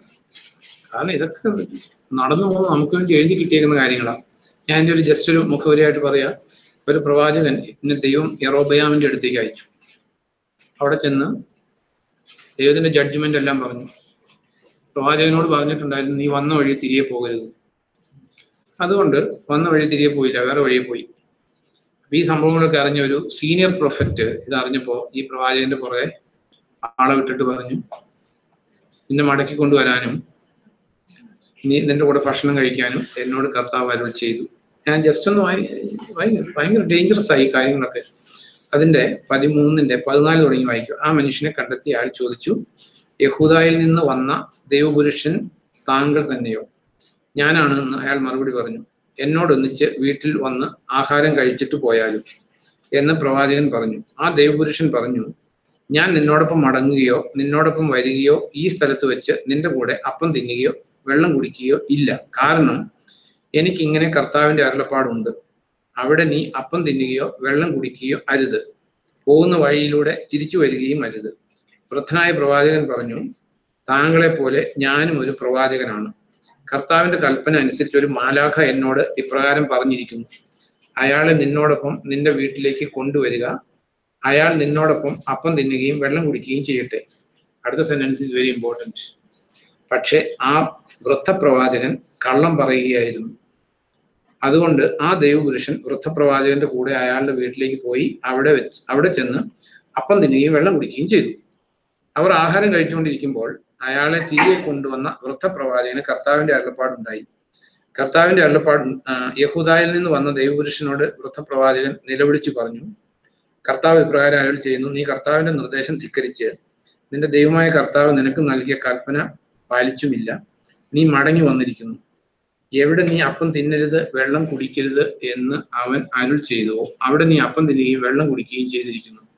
അതുകൊണ്ട് നിന്റെ ശരീരം നിന്റെ പിതാക്കന്മാരുടെ കല്ലറയിൽ എത്തുകയില്ല. താൻ തിരികെ കൊണ്ടുവന്ന പ്രവാചകൻ അപ്പം തിന്ന് വെള്ളം കുടിച്ചു കഴിഞ്ഞപ്പോൾ അയാൾക്ക് വേണ്ടി വൃദ്ധൻ ഒരു കഴുതയ്ക്ക് ജീനി കെട്ടി യാത്രക്കിടയിൽ ഒരു സിംഹം വഴിയിൽ വെച്ച് അയാളെ കണ്ടെത്തി കൊന്നു. ആലോചിച്ച്, ഇവിടെ രണ്ടുപേരും ദൈവത്തിന്റെ പ്രവാചകരല്ല, രണ്ടുപേരും കള്ളപ്രവാചകരല്ല. പക്ഷെ ഇവിടെ പ്രത്യേകം എഴുതിയേക്കുവാണ് അതിന്റെ 18ാം സെന്റൻസിൽ, പക്ഷെ ആ വൃദ്ധപ്രവാചകൻ കള്ളം പറയുകയായിരുന്നു. സത്യവദസം വായിക്കും 13-18. അതിന് അവൻ, ഞാൻ നിന്നെപ്പോലെ ഒരു പ്രവാചകനാകുന്നു. അപ്പം തിന്നുകയോ വെള്ളം കുടിക്കുകയോ ചെയ്യേണ്ടതിന് നീ അവനെ നിന്റെ വീട്ടിൽ കൂട്ടിക്കൊണ്ടുവരിക എന്ന ഒരു ദൂതൻ യഹോവയുടെ കൽപ്പനയിൽ എന്നോട് പറഞ്ഞിരിക്കുന്നു എന്ന് പറഞ്ഞു. അവൻ പറഞ്ഞതോ ഭോഷ്കായിരുന്നു. അതെ, നമുക്ക് ഈ രണ്ടുപേരും ദൈവത്തിന്റെ പ്രവാചകരാണ്. പക്ഷെ സീനിയർ പ്രൊഫറ്റ് നുണ പറഞ്ഞു. ഇത് നമുക്കുള്ള മെസ്സേജ് എന്താ? നമുക്ക് നമ്മൾ ദൈവത്തിന്റെ വചനത്തിൽ നിന്ന് മനസ്സിലാക്കിയിട്ടുള്ള ഒരു കാര്യം, അതിനെതിരെ ആരൊക്കെ എന്തൊക്കെ എങ്ങനെയൊക്കെ പ്രവചിച്ചാലും പ്രസംഗിച്ചാലും എന്തൊക്കെ പ്രാക്ടീസുകൾ ദൈവവചനത്തിന് വിരുദ്ധമായിട്ട് നമ്മൾ കണ്ടാലും നമ്മൾ അതിനെ ഈൽഡ് ചെയ്ത് നമ്മളത് ശരി കോണ്ടംപററി ആയിട്ട് എല്ലാവരും അങ്ങനെയായിരിക്കും ചെയ്യുന്നത്. ചിലപ്പോൾ ജോഷ പറയുന്ന പോലെ ഞാനും എൻ്റെ കുടുംബവും യഹോവയെ സേവിക്കും, കാരണം അവരെല്ലാം പറഞ്ഞു ഞങ്ങളും ദൈവത്തെ സേവിക്കും. അപ്പം ജോഷ പറഞ്ഞു നിങ്ങൾക്ക് സേവിക്കാൻ പറ്റത്തില്ല, കാരണം ഈ ദൈവത്തെ സേവിക്കാൻ നിങ്ങൾക്ക് പറ്റില്ല, കാരണം ഇത് വിശുദ്ധനായിട്ടുള്ള ദൈവമാണ്. സെയിം വേ അപ്പൊ ഈ യങ് പ്രൊഫറ്റിന് ദൈവത്തിൽ നിന്ന് ഡയറക്റ്റ് അരുളപ്പാട് കിട്ടിയത്, നമുക്കിന്ന് ഡയറക്റ്റ് സ്വർഗത്തിൽ നിന്നുള്ള അരുളപ്പാടല്ല, നമുക്ക് എഴുതി കിട്ടിയിട്ടുണ്ട്. ഈ എഴുതി കിട്ടിയിരിക്കുന്നതിന് വിരുദ്ധമായിട്ട് എത്ര സീനിയർ ആയിട്ടുള്ള പ്രൊഫറ്റ് ആയിക്കൊള്ളട്ടെ, എത്ര സീനിയർ ആയിട്ടുള്ള പ്രസംഗകരായിക്കൊള്ളട്ടെ, എത്ര ലോകം അംഗീകരിക്കുന്ന പ്രസംഗകരായിക്കൊള്ളട്ടെ, ദൈവത്തിന്റെ വചനത്തിലെ ക്ലിയർ ടീച്ചിങ്ങിന് എഗൻസ്റ്റ് ആയിട്ട് നമ്മൾ എന്ത് ചെയ്താലും ദൈവം കൂടെ ഉണ്ടാകത്തില്ല. നമുക്ക് ഈ യങ് പ്രൊഫറ്റ് പക്ഷെ വിചാരിച്ചിട്ടുണ്ടാവും, എന്നോട് പറഞ്ഞതിന് ശേഷം, ഇങ്ങനെ സീനിയർ പ്രൊഫറ്റ് അല്ലേ, എന്നോട് പറഞ്ഞതിന് ശേഷം ദൈവം ഈ മനുഷ്യനോട് പറഞ്ഞിട്ടുണ്ടായിരിക്കും അങ്ങനെ നാച്ചുറലി ചിന്തിച്ചിട്ടുണ്ടാവും. അതുകൊണ്ടാണ് അപ്പസ്തോലന്റെ വാക്കുകൾ നമ്മൾ ഓർക്കേണ്ടത്. അപ്പസ്തോലനെ പൗലോസ് പറയുന്നുണ്ട്, ദൈവത്തിന് മുഖപക്ഷമില്ല, അവരെത്ര ഉന്നതരായിരുന്നാലും എനിക്ക് എല്ലാവരും ഒരുപോലെ. നമ്മൾ അറിഞ്ഞിരിക്കുന്ന ഒരു കാര്യം, ഇതിനകത്ത് സീനിയർ പ്രൊഫറ്റും ജൂനിയർ പ്രൊഫറ്റും ഒന്നുമില്ല. അതായത് സത്യസന്ധതയ്ക്ക് വാല്യൂ ഉള്ളൂ. അപ്പൊ ഇവിടെ ഈ ജൂനിയർ പ്രൊഫറ്റ് വിചാരിക്കും സീനിയർ പ്രൊഫറ്റിന് പിന്നീട് അരുളപ്പാട് ഉണ്ടായിട്ടുണ്ടായിരിക്കും. പക്ഷെ നമ്മൾ അറിയേണ്ട ഒരു കാര്യം, ഡയറക്റ്റ് ദൈവത്തിൽ നിന്ന് നമ്മൾ പഠിച്ച കാര്യം, ഇന്ന് ശബ്ദം കേട്ടിട്ടല്ല, എഴുതി കിട്ടിയേക്കുന്ന കാര്യങ്ങൾ, വ്യക്തമായിട്ടുള്ള ദൈവത്തിന്റെ കൽപ്പന നമുക്ക് ഉണ്ടായിരിക്കേ, ആരെല്ലാം എവിടെയെല്ലാം എന്തെല്ലാം അതിന് വിരുദ്ധമായിട്ടുള്ള പ്രാക്ടീസുകൾ ഉണ്ടായിരിക്കാം. ചിലപ്പോൾ ഇത് entire world may be going in A different direction. പക്ഷെ നമ്മൾ ആ ഡയറക്ഷനിൽ പോയാൽ ഇവിടെ യങ് പ്രൊഫറ്റിന് എന്ത് പറ്റി? ജനറലി സ്പീക്കിംഗ് സിംഹം പിടിച്ചു. നമ്മൾ പത്രോസിന്റെ ലേഖനത്തിൽ വായിക്കുന്ന, നിന്നെ എങ്ങനെ വിഴുങ്ങേണ്ടതെന്ന് നോക്കി അലറുന്ന സിംഹത്തെ പോലെ സാത്താൻ ചുറ്റിത്തിരിയുകയാണ്. അപ്പൊ ഇതുപോലെ ഇത് നമുക്കെല്ലാം പറ്റും. കാരണം അവിടെയാണ് നമുക്ക് വ്യക്തിപരമായിട്ട് നല്ല ആക്യുറേറ്റ് ആയിട്ടുള്ള കൺവിക്ഷൻ ദൈവത്തിന്റെ വചനത്തിൽ നിന്ന് ഇല്ലെങ്കിൽ it can happen to any of us. ദെൻ 1 John 4 എടുക്കുമ്പോൾ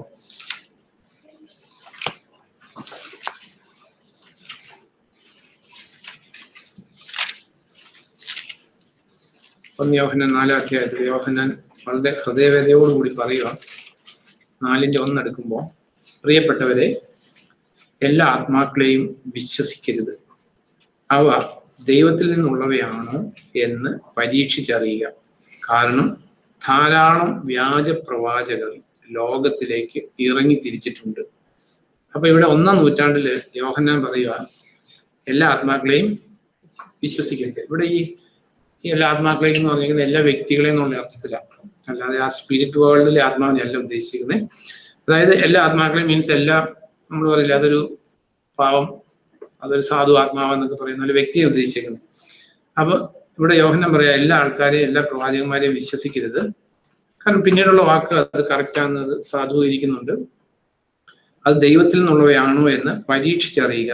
കാരണം ധാരാളം വ്യാജ പ്രവാചകർ ലോകത്തിലേക്ക് ഇറങ്ങി തിരിച്ചിട്ടുണ്ട്.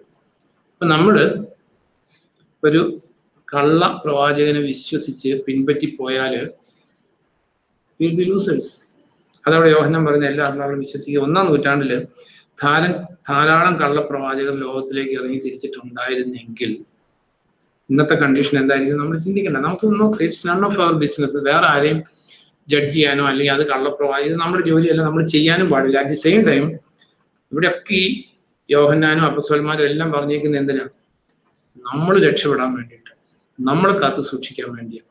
നിന്നെ തന്നെയും നിന്റെ പ്രബോധനത്തെയും സൂക്ഷിക്കുക. നമ്മളെ തന്നെ കാത്തു സൂക്ഷിക്കാൻ വേണ്ടിയിട്ടാണ് നമ്മളിതെല്ലാം പഠിക്കുന്നത്. അല്ലാതെ ലോകത്തിലുള്ള കള്ളപ്രവാചകന്മാരെ എല്ലാം ശരിയാക്കാൻ നമ്മളെ കൊണ്ട് പറ്റത്തില്ല. 1-ാം നൂറ്റാണ്ടിലുണ്ട്, ഇപ്പോഴും ഉണ്ട്. അറ്റ് ദി സെയിം ടൈം കള്ളപ്രവാചകന്മാരുടെ ട്രാപ്പിൽ വീഴാതെ നമ്മൾ നോക്കിയില്ലെങ്കിൽ നമ്മൾ നഷ്ടപ്പെട്ടു. കാരണം അത് എനിക്ക് എങ്ങനെ അറിയാൻ വയ്യാത്തൊരു കാര്യം, ദൈവം അങ്ങനെ ഇതിനെ ആക്കിയേക്കുന്നത്. ഗോതമ്പും കളയും ഒന്നിച്ച് വളരും. കർത്താവ് പറഞ്ഞു അന്ത്യകാലത്ത് കള്ളപ്രവാചകന്മാരും കള്ളക്രിസ്തുമാരും വരും, കഴിയുമെങ്കിൽ തെരഞ്ഞെടുക്കപ്പെട്ടവരെ കൂടി വഴിതെറ്റിക്കത്തക്ക രീതിയിൽ അത്ഭുതങ്ങൾ അടയാളങ്ങൾ ചെയ്യും. കാരണം പക്ഷെ പൊതുവെ അത്ഭുത അടയാളം കണ്ടു കഴിഞ്ഞാൽ പിന്നെ മനുഷ്യന് സംശയിക്കുന്ന പ്രശ്നമില്ല. അറ്റ് ദി സെയിം ടൈം ദൈവത്തിന്റെ വചനത്തിൽ റിപ്പീറ്റഡ് ആയിട്ട് പറഞ്ഞേക്കുന്നത് നമുക്കറിയാം. അന്തിക്രിസ്തുവിന്റെ വരവിനെ കുറിച്ച് എഴുതിയിരിക്കുന്നത് 2 Thessalonians വ്യാജ അടയാളങ്ങളോടും അത്ഭുതങ്ങളോടും കൂടിയായിരിക്കും ആ അധർമ്മിയുടെ ആഗമനം. നമ്മളൊന്ന് ചിന്തിച്ചു നോക്കും. നമ്മുടെ ചെറുപ്പം എന്ന് പറഞ്ഞാല് നമ്മൾ രക്ഷിക്കപ്പെട്ട, പുതിയതായിട്ട് രക്ഷിക്കപ്പെട്ടവരല്ല. അപ്പൊ കുറെ ഒരു 10-20 വർഷമൊക്കെ ആയിട്ടുള്ളവർക്ക് അറിയാം, അന്നൊന്നും ഇത്ര അത്ഭുത അടയാളമൊന്നും ഇല്ല, രക്ഷിക്കപ്പെട്ട ലോകത്തിലില്ല, അത്ഭുതങ്ങളും അടയാളങ്ങളൊന്നും ഇല്ല. അപ്പം ഈ അന്ത്യകാലം ഇത്രയും, ഞാൻ 32 years ആയി, അന്നൊന്നും ഈ അത്ഭുത അടയാളങ്ങളും വളരെ ചുരുക്കമായിട്ടില്ല. ഇപ്പൊ അത്ഭുത അടയാളങ്ങളും നിറയെ എല്ലായിടത്തും അത്ഭുതങ്ങളും അടയാളങ്ങളും. ഇതിൽ നിന്ന് നമ്മൾ മനസ്സിലാക്കേണ്ടത് എന്താ? ഇത് ഈ അന്ത്യത്തെ കുറിച്ച് കർത്താവ് പറഞ്ഞിരിക്കുന്നതിന്റെ പ്രവചനങ്ങളുടെ പൂർത്തീകരണമാണെന്ന് മനസ്സിലാക്കിയില്ലെങ്കിൽ ശരിയാന്ന് നമുക്ക് വിശ്വസിക്കാൻ പറ്റത്തില്ല. അപ്പൊ ഇവിടെ ഈ 1 യോഹന്നാൻ 4 അത് ഡീറ്റെയിൽ ആയിട്ട് നമ്മൾ പഠിക്കുന്നില്ല, ഞാൻ ജസ്റ്റ് പറയാം. അവിടെ അപ്പസ്തലൻ പറയുന്ന 2 കാര്യമാണ്. അതായത് apostolic doctrine, that is the only test. അതായത് ഇങ്ങനെ എഴുതിയിരിക്കുന്നത്, ദൈവാത്മാവിനെ ഇതിനാൽ തിരിച്ചറിയാം, യേശുക്രിസ്തു ശരീരം ധരിച്ചു വന്നു എന്ന് ഏറ്റുപറയുന്ന ഏതൊരാത്മാവും ദൈവത്തിൽ നിന്നുള്ളതാണ്. ആ ടെസ്റ്റിൽ നമുക്ക് തിരിച്ചറിയാൻ പറ്റത്തില്ല. കാരണം യേശുക്രിസ്തു ശരീരം ധരിച്ചു വന്നെന്ന് പറയുന്നവർ മാത്രമേ ക്രിസ്ത്യൻസ് ഉള്ളൂ. അപ്പൊ അത് വെച്ച് നമുക്ക് അറിയാൻ പറ്റത്തില്ല. യേശുവിനെ ഏറ്റു പറയാത്ത ഒരാത്മാവും ദൈവത്തിൽ നിന്നുള്ളത്. അല്ലാതെ ഒരു ജനറൽ ക്ലാസിഫിക്കേഷൻ. ഇപ്പൊ സേ ഫോർ എക്സാമ്പിൾ, ഇപ്പൊ ഇസ്ലാമും ക്രിസ്ത്യാനിറ്റി എടുക്കുകയാണെങ്കിൽ അത് നമുക്ക് ക്ലിയർ ആയിട്ട് അറിയാം. യേശുക്രിസ്തു ശരീരം ധരിച്ചു വന്നു എന്ന് വിശ്വസിക്കുന്നവർക്ക് ക്രിസ്ത്യാനികള്, യേശുക്രിസ്തു വെറും ഒരു മനുഷ്യനായിരുന്നു വിശ്വസിക്കുന്ന ആളോ മുസ്ലിങ്ങൾ. അപ്പൊ അതിനകത്ത് നമുക്ക് ഒരു ലാർജ് ക്ലാസിഫിക്കേഷനാണ്. അതിൽ നിന്നൊന്നും നമ്മുടെ പർപ്പസ് മീറ്റ് ചെയ്യത്തില്ല. ദെൻ 3-ാം സെന്റൻസ്, യേശുവിനെ ഏറ്റു പറയാത്ത ഒരാത്മാവും ദൈവത്തിൽ നിന്നുള്ളതല്ല. അത് നമുക്കറിയാം. വരുന്നു എന്ന് നിങ്ങൾ കേട്ടിരിക്കുന്ന ഏത് ക്രിസ്തുവിന്റെ ആത്മാവാണ് അത് ഇപ്പോൾ തന്നെ ഈ ലോകത്തിലുണ്ട്. നമുക്കറിയാം അന്തിക്രിസ്തു, ഈ യോഹന്നാൻ തന്നെ പറയുന്നുണ്ട്, അനേക അന്തിക്രിസ്തുമാരും വന്നുകൊണ്ടിരിക്കുകയാണ്. 4, കുഞ്ഞുമക്കളെ, നിങ്ങൾ ദൈവത്തിൽ നിന്നുള്ളവരാണ്. നിങ്ങൾ അവരെ അതിജീവിച്ചിരിക്കുന്നു. കാരണം ലോകത്തിലുള്ളവനേക്കാൾ വലിയവനാണ് നിങ്ങളിലുള്ളത്. അവർ ലോകത്തിൻ്റെതാണ്. അതുകൊണ്ട് അവർ ലൗകികമായി സംസാരിക്കുന്നു. തന്മൂലം അവരെ ലോകം ശ്രദ്ധിക്കുന്നു. ദൈവത്തിൽ നിന്നുള്ളവരാണ് നാം. ദൈവത്തെ അറിയുന്നവരെല്ലാം നമ്മെ ശ്രവിക്കും. ദൈവത്തിൽ നിന്നല്ലാത്തവർ നമ്മെ ശ്രവിക്കുകയില്ല. ഇങ്ങനെ സത്യത്തിന്റെ ആത്മാവിനെയും അസത്യത്തിന്റെ ആത്മാവിനെയും നാം തിരിച്ചറിയുന്നു. ഇത് ഇംഗ്ലീഷിൽ വായിക്കുമ്പോൾ ഇത്ര ക്ലിയർ ആണ്. മലയാളം വായിച്ചാൽ മനസ്സിലാകത്തില്ല. 1 John 4 അതിന്റെ 4 തുടങ്ങി വായിക്കുമ്പോൾ ഇങ്ങനെയാണ്: യു ആർ ഓഫ് ഗോഡ്. നമ്മൾ ശ്രദ്ധിക്കേണ്ട ഒരു കാര്യം. കാരണം ഇത് യോഹന്നാൻ വിശ്വാസികൾക്ക് എഴുതുന്ന ലെറ്ററാണ്. നമുക്കറിയാം ഇത് എഴുതുന്നതിന്റെ പർപ്പസ് നിങ്ങൾക്ക് നിത്യജീവൻ ഉണ്ടെന്ന് ഉറപ്പുവരുത്താൻ വേണ്ടി എഴുതുന്നത്. അപ്പോൾ വിശ്വാസികൾക്കുള്ള ലെറ്ററാണ്. You are of God. വിശ്വാസികളോട് പറയുക, നിങ്ങൾ ദൈവത്തിൽ നിന്നുള്ളവരാണ്. You are of God little children and have overcome them. അത് ലോകത്തെ അതിജീവിച്ചിരിക്കുന്നു. Because he who is in you is greater than he who is in the world. ലോകത്തിലുള്ളത് പിശാച്, നിങ്ങളുള്ള ദൈവത്തിന്റെ ആത്മാവാണ്. ദെൻ 5ാം sentence: they are of the world. ഈ ലോകത്തിലെ മനുഷ്യരെ. therefore they speak as of the world and the world hears them. ഈ 6ാം സെന്റൻസ് ഇംഗ്ലീഷ് മലയാളമായിട്ടുള്ളൊരു വ്യത്യാസം. നാം ദൈവത്തെ അറിയുന്നവരെല്ലാം നമ്മെ ശ്രവിക്കും. അപ്പൊ ഇവിടെ ശ്രദ്ധിക്കേണ്ട ഒരു കാര്യം, ഇവിടെ യോഹന്നാൻ യു ആൻഡ് വി രണ്ട് അഡ്രസ് ചെയ്യുക. You and we. യു എന്ന് പറയുന്നത് വിശ്വാസികളും, വി എന്ന് പറഞ്ഞിരിക്കുന്ന ആരും ഉദ്ദേശിച്ച അപ്പസ്തലന്മാര്. അത് നമ്മൾ മനസ്സിലാക്കിയേ പറ്റും, അല്ലാതെ രക്ഷയില്ല. കണ്ടോ, യു ആർ ഓഫ് 5ാം സെന്റൻസ്. 6ാം sentence: we are of God, he whose knows God hears us. അതാണ് അപ്പസ്തോലന്മാരും പ്രവാചകന്മാരും ആകുന്ന അടിസ്ഥാനത്തിലാണ് ക്രിസ്ത്യാനിറ്റി, ക്രിസ്തീയ സഭ, എവറിത്തിങ്. അപ്പൊ ഇതിൽ തിരിച്ചറിയാനായിട്ട് പറഞ്ഞേക്കുന്ന കാര്യം ഇതാണ്: we are of God, he who knows God hears us, he who is not of God does not hear us. By this we know the spirit of truth and the spirit of error. ഈ 6ാം sentence അതിന്റെ കൺക്ലൂഷനാണ്. അതായത് അപ്പസ്തോലന്മാരെ ശ്രവിച്ച് അപ്പസ്തോലന്മാരുടെ വചനം അനുസരിച്ച് ജീവിക്കുന്നവരും അപ്പസ്തോലന്മാരെ അനുസരിച്ച് അപ്പസ്തോലന്മാരുടെ വചനം അനുസരിച്ച് സ്വീകരിക്കാത്തവരും, ഈ രണ്ട്, ദാറ്റ് ഈസ് ഈ എന്താ പറയുന്നത്, ബേസിക് ആയിട്ടുള്ള ക്ലാസിഫിക്കേഷൻ ദൈവത്തിന്റെ ആത്മാവിനെയും ദൈവത്തിൻ്റെതല്ലാത്ത ആത്മാവിനെയും തിരിച്ചറിയാനുള്ള. അപ്പൊ നമ്മളെ സംബന്ധിച്ച് അപ്പസ്തോലന്മാരുടെ ടീച്ചിങ് നമ്മൾ പഠിച്ചേ പറ്റും. അതുകൊണ്ട് നമ്മൾ ഡേ ഓഫ് പെന്തിക്കോസ്റ്റില് നമ്മൾ അപ്പസ്തോലന്മാരുടെ പ്രബോധനത്തിലും, അല്ലെങ്കിൽ ദി ഡോക്ട്രിൻ ഓഫ് അപ്പസ്റ്റോൾസ് എന്നാണ്. അപ്പസ്റ്റോലിക് ഡോക്ട്രിൻസ് അപ്പസ്തോലന്മാർ പഠിപ്പിച്ചത് അപ്പസ്തോലന്മാർ പഠിപ്പിക്കാത്തത് നമ്മൾ വേർതിരിച്ചറിഞ്ഞില്ല എങ്കിൽ നമുക്ക് ഈ അന്ത്യകാലത്തെ കള്ളപ്രവാചകന്മാരിൽ നിന്ന് രക്ഷപ്പെടാൻ പറ്റത്തില്ല. അപ്പസ്തോലന്മാർ പഠിപ്പിച്ചതിൽ ആ ഒരു കാര്യം അങ്ങനെ സാരില്ല എന്ന് വിചാരിച്ചാൽ നോ ചാൻസ്. കാരണം ഈ ദൈവത്തിൽ നിന്നുള്ളവര് 6ാം sentence: we are of God and he who knows God hears us. Yohannan പറയുകയാണ്, ദൈവത്തെ അറിയുന്നവർ ഞങ്ങളെ ശ്രവിക്കും. നിങ്ങൾ ദൈവത്തിൽ നിന്നുള്ളവരാണ്. കള്ളപ്രവാചകന്മാരെ അറിയാനുള്ള ടെസ്റ്റ് ഇതാണ്: ദൈവത്തിൽ നിന്നുള്ളവർ ഞങ്ങളെ ശ്രവിക്കും, ദൈവത്തിൽ നിന്നല്ലാത്തവർ ഞങ്ങളെ ശ്രവിക്കില്ല. അപ്പം അതുകൊണ്ട് എഫ്.എസ്. ലേഖനത്തിലൊക്കെ നമ്മൾ വായിക്കുന്ന അപ്പസ്തോലന്മാരും പ്രവാചകന്മാരുമാകുന്ന അടിസ്ഥാനത്തിൽ പണിയപ്പെട്ടതാണ് ക്രിസ്തീയ സഭ. അപ്പസ്തോലന്മാരെ മാറ്റിയിട്ട് നോ ക്രിസ്ത്യാനിറ്റി. ഡേ ഓഫ് പെന്തിക്കോസ്റ്റിൽ അവര് ദേ കണ്ടിന്യൂഡ് ഇൻ അപ്പസ്തോലിക് ഡോക്ട്രിൻസ്. നമുക്കറിയാം പുതിയ ജെറുസലേം പുതിയ സ്വർഗത്തിൽ നിന്ന് ഇറങ്ങി വരുന്ന പുതിയ ജെറുസലേമിന് 12 ഗേറ്റ്സ് ഉണ്ട്. 12 ഗേറ്റ്സിൽ എഴുതി വെച്ചേക്കുന്ന അപ്പസ്തോലന്മാരുടെ പേരുകൾ. മീൻസ് ഈ അപ്പസ്റ്റോലിക് പാത്തിക്കൂടെ മാത്രമേ നമുക്ക് പുതിയ ജെറുസലേമിലേക്ക് കയറാൻ പറ്റൂ. അപ്പൊ നമ്മളെ സംബന്ധിച്ച് ജനറലായിട്ട് നമ്മൾ ഈ കൃപാവരങ്ങളെ കുറിച്ച് പഠിക്കുമ്പോൾ ഇത്തരം കാര്യങ്ങൾ ചിന്തിച്ചെന്നുള്ളൂ. Now will come back to 1 Corinthians 12 മടങ്ങി വരുമ്പോൾ നമ്മളെല്ലാവരും അറിഞ്ഞിരിക്കേണ്ട ഒരു കാര്യമുണ്ട്. 12ന്റെ 7ാം സെന്റൻസ്. അത് ഇംഗ്ലീഷ് വായിച്ചാലും മനസ്സിലാകത്തുള്ളൂ. മലയാളം വായിക്കുമ്പോൾ നമുക്ക് അങ്ങനെ ഫീൽ ചെയ്യില്ലെന്നുള്ളൂ. അല്ലാതെ ഇംഗ്ലീഷ് ബെറ്റർ ആണെന്നോ മലയാളം മോശമാണെന്നല്ല. 12ന്റെ 7ാം സെന്റൻസ് ഇങ്ങനെ എഴുതിയിരിക്കുന്നത്: but the manifestation of the spirit is given to each one for the profit of all. അപ്പൊ ദൈവത്തിന്റെ ഒരു കൃപാവരം ഇല്ലാത്ത ഒരു രക്ഷിക്കപ്പെട്ട കുഞ്ഞും ലോകത്തിലില്ല. അത് നമ്മൾ അറിഞ്ഞിരിക്കേണ്ട ഒരു കാര്യം. The manifestation of the spirit is given to each one. Purpose നമ്മൾ എല്ലാവരും അറിഞ്ഞേ പറ്റൂ. ഒരു കൃപാവരവും നമ്മുടെ ബെനിഫിറ്റിന് വേണ്ടി ദൈവം തന്നേക്കുന്നതല്ല. It is for the profit of all. ഇത്രയും ബേസിക് കാര്യം നമ്മൾ കൃപാവരങ്ങളെ കുറിച്ച് അറിഞ്ഞില്ലെങ്കിൽ വി വിൽ ബി ഡിസീവ്ഡ്. ഈ കൃപാവരങ്ങൾ നമുക്ക് ഫസ്റ്റ് ഓഫ് ഓൾ രക്ഷിക്കപ്പെട്ട എല്ലാവർക്കും ഉണ്ട്. ഇത് നമുക്ക് ഈ പ്രശ്നം എന്നാന്ന് ചോദിച്ചാൽ ചില കൃപാവരങ്ങൾ മാത്രമേ കൃപാവരങ്ങളായിട്ട് അറിയപ്പെടുന്നുള്ളൂ. അതിന് മാത്രമേ ആൾക്കാർക്ക് അട്രാക്ഷൻ ഉള്ളൂ. ഇപ്പൊ say for example,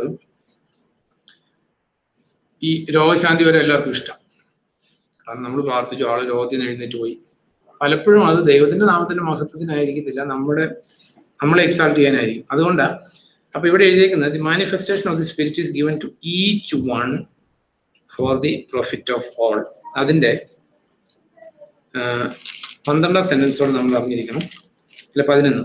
but one and the same spirit works all these things, distributing to each one individually as he wills, not as we wills, but as he wills.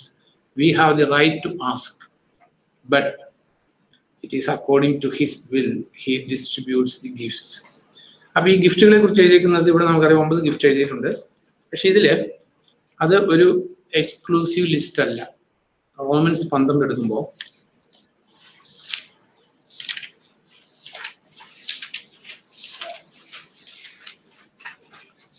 അറിയാൻ സ്ഥല, ബട്ട് നമ്മൾ അറിഞ്ഞിരുന്നേ പറ്റൂ. കാരണം നമ്മള് ഭാഷാവരം, രോഗശാന്തി വരം, അല്ലെങ്കിൽ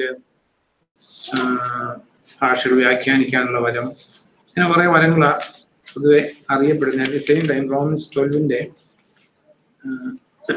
അതിൽ 3 തുടങ്ങി വായിക്കുമ്പോൾ, അല്ലെ 6 തുടങ്ങി വായിച്ചാൽ മതി.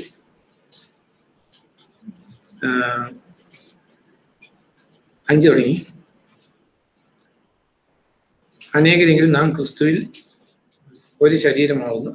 അടുത്തത്, നാം ഓരോരുത്തരും അവയവങ്ങളും നമുക്ക് നൽകപ്പെട്ട കൃപയ്ക്ക് അനുസൃതമായി നമ്മുടെ വരങ്ങൾ വ്യത്യസ്തങ്ങളാണ്.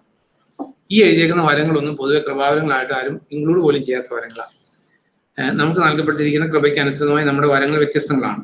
അതുകൊണ്ട് പ്രവചന വരമെങ്കിൽ, പ്രവചന വരം ഇവിടെ എഴുതിയിട്ടുണ്ട്, കൊരിന്ത്യർ ലേഖനത്തിൽ 12 അധ്യായത്തിൽ എഴുതിയിട്ടുണ്ട്, എല്ലായിടത്തും ഉണ്ട്. കർത്താവിന്റെ 5-fold മിനിസ്ട്രിയിലും ഉണ്ട്, ഗിഫ്റ്റ് ഓഫ് പ്രൊഫസി ഉണ്ട്. അപ്പൊ കാരണം ഈ പ്രവചനം എന്ന് പറയുന്നത് ദൈവവചനം കൊടുക്കുന്നത്. ദൈവവചനം ഇല്ലേ പിന്നെ ഒന്നുമില്ല. കാരണം സ്വർഗരാജ്യത്തിന്റെ വിത്ത് എന്ന് പറയുന്നത് ദൈവരാജ്യം. അതുകൊണ്ട് പ്രവചനവരം എല്ലായിടത്തും ഉണ്ട്. അതുകൊണ്ട് പ്രവചനവരമെങ്കിൽ നമ്മുടെ വിശ്വാസത്തിന് ആനുപാതികമായി, ശുശ്രൂഷ വരമെങ്കിൽ, കേട്ടിട്ട് പോലുമില്ല ശുശ്രൂഷ വരം എന്ന് പറയുന്നത്, ശ്രദ്ധിക്കാറുണ്ട് ആരുമില്ല. ശുശ്രൂഷ വരമെങ്കിൽ നമ്മുടെ സേവനത്തിൽ, പഠിപ്പിക്കാൻ വരമുള്ളവൻ തൻ്റെ പഠിപ്പിക്കലിലൂടെ, പ്രബോധിപ്പിക്കാൻ വരമുള്ളവൻ തൻ്റെ പ്രബോധനത്തിലൂടെ, സംഭാവന ചെയ്യാൻ വരമുള്ളവൻ ഉദാരതയോടെ. ഇതൊരു ഗിഫ്റ്റ്, ദൈവം കൊടുക്കുന്ന ഒരു ഗിഫ്റ്റ്. അവര് പലപ്പോഴും ആ ഒരു ഗിഫ്റ്റ് ദൈവത്തിൽ നിന്നുണ്ടെങ്കിൽ പലപ്പോഴും അവനവന്റെ നീഡ്സ് മറന്നിട്ട് മറ്റുള്ളവരെ സഹായിക്കാനുള്ള ഒരു വലിയൊരു ദൈവത്തിന്റെ പരിശുദ്ധാത്മാവിന്റെ ഒരു ഗിഫ്റ്റ്. അത് ദൈവം നൽകുന്ന ഒരു ഗിഫ്റ്റാണ്. അതായത് സംഭാവന ചെയ്യാൻ വരമുള്ളവൻ, ആ വരമുണ്ട് ഉദാരതയോടെ, സഹായം നൽകാൻ വരമുള്ളവൻ ശുഷ്കാന്തിയോടെ, കാരുണ്യ പ്രവൃത്തികൾ ചെയ്യാൻ വരമുള്ളവൻ പ്രസന്നതയോടെ. അങ്ങനെ ആ വരങ്ങൾ നമുക്ക് ഉപയോഗിക്കാം. അപ്പൊ ഈ വരങ്ങളൊക്കെ നമ്മളെല്ലാ വരങ്ങൾക്കും വേണ്ടി ഡിസൈർ ചെയ്യേണ്ടവരാ. നമുക്ക് ഇതെല്ലാം ക്രിസ്ത്യാനിറ്റിയെ അട്രാക്റ്റീവ് ആക്കുന്ന വരങ്ങളാണ് ഇതൊക്കെ. അതായത് സംഭാവന ചെയ്യാൻ വരമുള്ളവൻ ഉദാരതയോടെ, സഹായം നൽകാൻ വരമുള്ളവൻ ശുഷ്കാന്തിയോടെ, കാരുണ്യ പ്രവൃത്തികൾ ചെയ്യാൻ വരമുള്ളവൻ പ്രസന്നതയോടെ. ഒക്കെ മറ്റു മനുഷ്യരെ സഹായിക്കാനുള്ള വലിയൊരു തേഴ്സ്റ്റ്. അല്ലെങ്കിൽ ഇപ്പൊ നമ്മൾ ബുദ്ധിമുട്ടിലിരിക്കുന്ന ഒരാളെ കാണുമ്പോൾ ശരി നമ്മളെ തന്നെ മറന്ന് സഹായിക്കാനുള്ള, ഇതൊക്കെ ദൈവത്തിന്റെ പരിശുദ്ധാത്മാവ് ഓരോരുത്തർക്കും നൽകുന്ന ഗിഫ്റ്റുകളാണ്. അപ്പൊ ഗിഫ്റ്റുകള് ഈ 1 കൊരിന്ത്യർ 12 അധ്യായത്തിൽ എഴുതിയേക്കുന്നത് മാത്രമല്ല ഗിഫ്റ്റുകള്. ഇത് പലതും ഇപ്പൊ ഇവിടെ ഇത്ര എഴുതിയിട്ടുള്ളെങ്കിലും ദൈവത്തിന്റെ ഈ മനുഷ്യർക്കുള്ള നൈസർഗികമായിട്ടുള്ള വാസനകള് ദൈവത്തിന്റെ ഗിഫ്റ്റ്. ചിലർക്ക് പാട്ട് പാടാനുള്ള കഴിവ് ദൈവം കൊടുത്ത ഗിഫ്റ്റ് അത്. അല്ലെ ചിലർക്ക് പല പല കഴിവുകൾ. അപ്പൊ ദൈവം കൊടുക്കുന്ന നൈസർഗികമായിട്ടുള്ള വാസനകൾ ആക്ച്വലി ദൈവത്തിന്റെ ഗിഫ്റ്റുകളാണ്. ചില ആൾക്കാര് അവർക്ക് ദാരിദ്ര്യമാണേലും അവർ മറ്റുള്ളവരെ സഹായിക്കും, അവരുടെ ബുദ്ധിമുട്ട് നോക്കാതെ. പിന്നെ ഇതിനകത്ത് ഒരു ജനറൽ കാര്യം എന്താണെന്ന് ചോദിച്ചാൽ, ഇതെല്ലാം ലൈഫിൽ ദൈവമായിട്ടുള്ള ജീവിതത്തിൽ അറ്റൈൻ ചെയ്യുന്ന ക്വാളിറ്റീസാണ്. നമ്മൾ ഈ കൊറിന്ത്യർ ലേഖനത്തിൽ വായിക്കുന്നുണ്ട്, കഷ്ടത്തിലായിരിക്കുന്നവരെ സഹായിക്കാനുള്ള നമുക്ക് പ്രാപ്തി ഉണ്ടാകുന്നത് നമ്മൾ കഷ്ടത്തിലൂടെ കടന്നു പോകുമ്പോഴാണ്. ഇപ്പൊ സാമ്പത്തിക ബുദ്ധിമുട്ട് അനുഭവിച്ചിട്ടില്ലാത്ത ഒരു മനുഷ്യന് സാമ്പത്തിക ബുദ്ധിമുട്ടുള്ള മനുഷ്യരെ കുറിച്ച് പൊതുവെ കമ്പാഷൻ ഉണ്ടാകാൻ ചാൻസ് കുറവാണ്. ഹൃദയത്തിൽ അലിവ് ഉണ്ടാകാൻ കാരണം നമ്മളോരോ ജീവിതാനുഭവങ്ങളിലൂടെ കടന്നു പോകുമ്പോഴാണ് അതേ ദുരിതത്തിലിരിക്കുന്നവരുടെ ബുദ്ധിമുട്ട് നമുക്ക് മനസ്സിലാക്കാൻ പറ്റത്തുള്ളൂ. അത് ദൈവത്തിന്റെ ഒരു പാഠശാലയാണ് ഈ 2 Corinthians 1 അധ്യായത്തിൽ നമ്മൾ വായിക്കുന്നത്.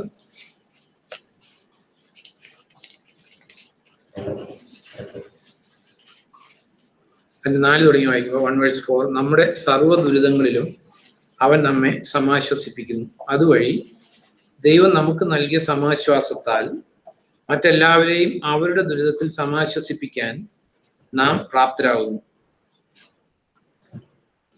ക്രിസ്തുവിന്റെ സഹനങ്ങളിൽ സമൃദ്ധമായി പങ്കുചേരുന്നത് പോലെ തന്നെ ക്രിസ്തു വഴിയുള്ള സമാശ്വാസത്തിലും നാം സമൃദ്ധമായി പങ്കുചേരുന്നു. അപ്പൊ നമ്മുടെ ജീവിതത്തില് പലപ്പോഴും ഈ സംഭാവന നൽകാനുള്ള വരം, അല്ലെങ്കിൽ സഹായിക്കാനുള്ള വരം, അല്ലെങ്കിൽ ഈ വരങ്ങളൊക്കെ നമുക്ക് ഉണ്ടാകുന്നത് ദൈവം നമ്മളെ ഒരു ജീവിതാവസ്ഥയിലേക്ക് കടത്തി വിടുമ്പോഴാണ്. അപ്പൊ നമുക്ക് അതേ ദുരിതത്തിൽ കടന്നു പോകുന്ന മനുഷ്യനെ കുറിച്ച് നമുക്ക് ഹൃദയാലിവുണ്ടാവും. അപ്പൊ ഇതില് ഈ കൃപാവരങ്ങളെ കുറിച്ച് നമ്മൾ അറിഞ്ഞിരിക്കേണ്ട ഒരു കാര്യമാണ്. 1 Corinthians 12 അധ്യായത്തിൽ എഴുതിയിരിക്കുന്നത് മാത്രമല്ല കൃപാവരങ്ങളുടെ ഒരു എൻലെസ് ലിസ്റ്റ് ഉണ്ട്.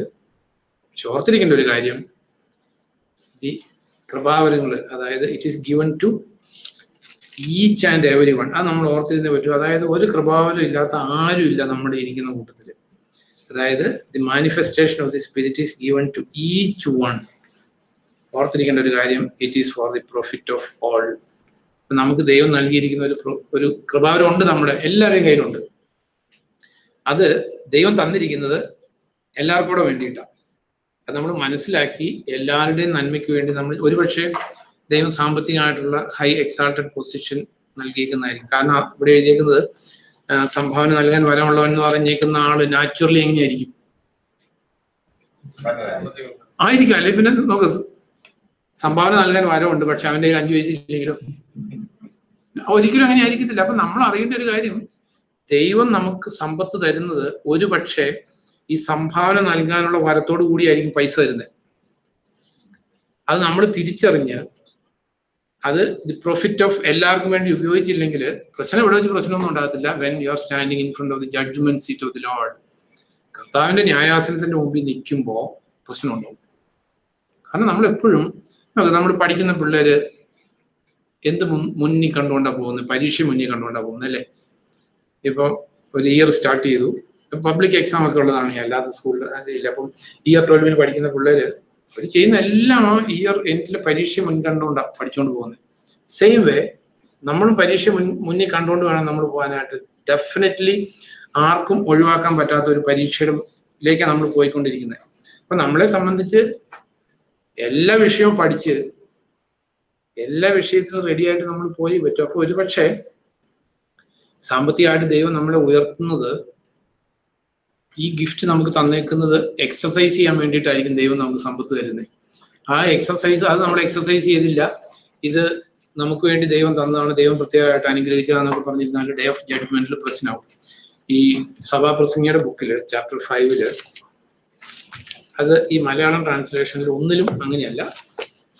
ഓക്കെ, നമുക്ക് എല്ലാവർക്കും പൊതുവായിട്ട് അംഗീകരിക്കാവുന്ന ഒരു സത്യം എന്ന് പറയുന്നത്, ദൈവത്തിന്റെ വചനം ഏറ്റവും നന്മയായിട്ടുള്ളത് ഏതാണോ അതായിരിക്കും ഏറ്റവും ആക്യുറേറ്റ് എന്നുള്ളതാണ് പൊതുവെ എനിക്ക് തോന്നിയിട്ടുള്ള ഒരു കാര്യം. It may not be true. അതായത് ഏറ്റവും നല്ലതായിട്ടുള്ള, അല്ലെ നമുക്ക് അനുഗ്രഹം, നമുക്ക് ഐശ്വര്യമായിട്ടുള്ള ട്രാൻസ്ലേഷൻ വേർഡുകളായിരിക്കും ഏറ്റവും നല്ലത്. അപ്പൊ 5:10 വായിക്കുമ്പോൾ സഭാപ്രസംഗി 5:9.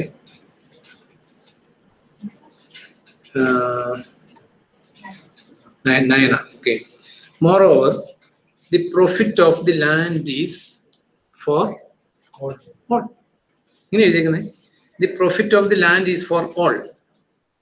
അതായത് ഈ ലോകം കർത്താവിന്റെ ഭൂമിയാണ്. കർത്താവിന്റെ ഭൂമിയിൽ നമ്മൾ ജീവിച്ചുകൊണ്ടിരിക്കുന്നത്. ഇതിനകത്ത് ദൈവം നമുക്ക് തരുന്ന പ്രൊഫിറ്റ് നമ്മുടെ ചെലവ് കഴിഞ്ഞിട്ട് ബാക്കിയുള്ളത് ഒരു പക്ഷേ ഐ ഡോണ്ട് നോ, ഭയത്തോടെ ഓർത്തിരിക്കേണ്ട ഒരു കാര്യമാണ്. അതുകൊണ്ട് നമ്മൾ ഒന്നുമില്ലാത്ത സമ്പാദ്യം ഇല്ലാത്തവരായിട്ട് ജീവിക്കുന്നില്ല. പക്ഷെ നമുക്കുള്ള സമ്പാദ്യം അത് റൈറ്റ്ഫുൾ ആയിട്ട് നമ്മൾ ചെയ്തില്ലെങ്കിൽ പ്രശ്നമാണ്. ബൈബിളിൽ എഴുതിയിരിക്കുന്നത് profit of the land is for all. ഞാൻ ഒരു സ്ഥലത്ത് വായിച്ചിട്ടുള്ള ഈ ലോകത്തിലുള്ള അഗ്രികൾച്ചറൽ പ്രോഡക്ട്സ് എല്ലാം ഇപ്പൊ അമേരിക്കയ്ക്കുണ്ട്, റഷ്യക്കുണ്ട്, ഇന്ത്യക്കുണ്ട്, എല്ലായിടത്തും ഉണ്ട്. ഈ ടോട്ടൽ പ്രൊഡക്ഷൻ എടുത്താൽ ഈ ലോകത്തിലുള്ള എല്ലാവർക്കും സുഭിക്ഷമായിട്ട് ഭക്ഷണം കഴിക്കാനുള്ള പ്രൊഡക്ഷൻ ലോകത്തിലുണ്ട്. ബട്ട് അവനവൻ ഇപ്പം അമേരിക്കയുടെ പോക്കറ്റിൽ സൂക്ഷിക്കും, ഇന്ത്യയുടെ പോക്കറ്റിൽ സൂക്ഷിക്കും, ഇങ്ങനെയാണ്. പക്ഷെ ദൈവത്തെ സംബന്ധിച്ച് എല്ലാ മനുഷ്യർക്കും സുഭിക്ഷമായിട്ട് കഴിക്കാനുള്ള ഭക്ഷണം ദൈവം ലോകത്തിൽ കൾട്ടിവേറ്റ് ചെയ്യുന്നുണ്ട്. അതവിടെ എഴുതിയേക്കുന്നത് the profit of the land is for all. ഇപ്പൊ നമ്മളെ സംബന്ധിച്ച് നമുക്ക് ലോകത്തിലുള്ള കാര്യങ്ങളൊന്നും നമ്മൾ ഇന്ന് ദൈവം പ്രതീക്ഷിക്കില്ല. നമ്മളുമായിട്ട് ബന്ധപ്പെടുന്ന മനുഷ്യര് ഇല്ലാത്തവരെ കണ്ടുമുട്ടിയാൽ അവരുടെ നേരെ ഹൃദയം തുറക്കാനുള്ള ഒരു സന്നദ്ധത നമുക്ക് എല്ലാവർക്കും ആ കൃപാവരം ഉണ്ട്. സംഭാവന കൊടുക്കാനുള്ള വരം നമ്മുടെ കയ്യിൽ ഉണ്ടെങ്കിൽ ആ വരവും നമ്മുടെ കൂടെ ഉണ്ട് എന്ന് നമ്മൾ വിശ്വസിക്കേണ്ടവരാ തീർച്ചയായിട്ടും. അപ്പോൾ കമ്മിങ് ബാക്ക് ടു, അതായത് ഒന്നുകൂടെ ഓർമ്മിപ്പിക്കുക, നമുക്ക് എല്ലാവർക്കും കൃപാവരം ഉണ്ട്. അല്ലെങ്കിൽ ഈ ലോകം പറയുന്ന കൃപാവര ശുശ്രൂഷ എന്നൊക്കെ പറയുന്നതൊക്കെ നമുക്ക് ലോകം ഇങ്ങനെ എന്തും പറയട്ടെ, നമ്മൾ അറിഞ്ഞിരിക്കുന്നത് നമുക്ക് എല്ലാവർക്കും കൃപാവരം ഉണ്ട്. It is for the profit of all. At the same time 14 തുടങ്ങുന്നത് ഇങ്ങനെയാണ്. അതായത് സ്നേഹമായിരിക്കട്ടെ നിങ്ങളുടെ ലക്ഷ്യം, കൃപാവരങ്ങൾക്കായിട്ട് തീക്ഷ്ണതാപൂർവം എല്ലാവരും ആഗ്രഹിക്കണം. നമുക്ക് കൃപാവരങ്ങള് സുവിശേഷീകരണത്തിന് നല്ല ബെസ്റ്റ് ടൂൾസാണ്.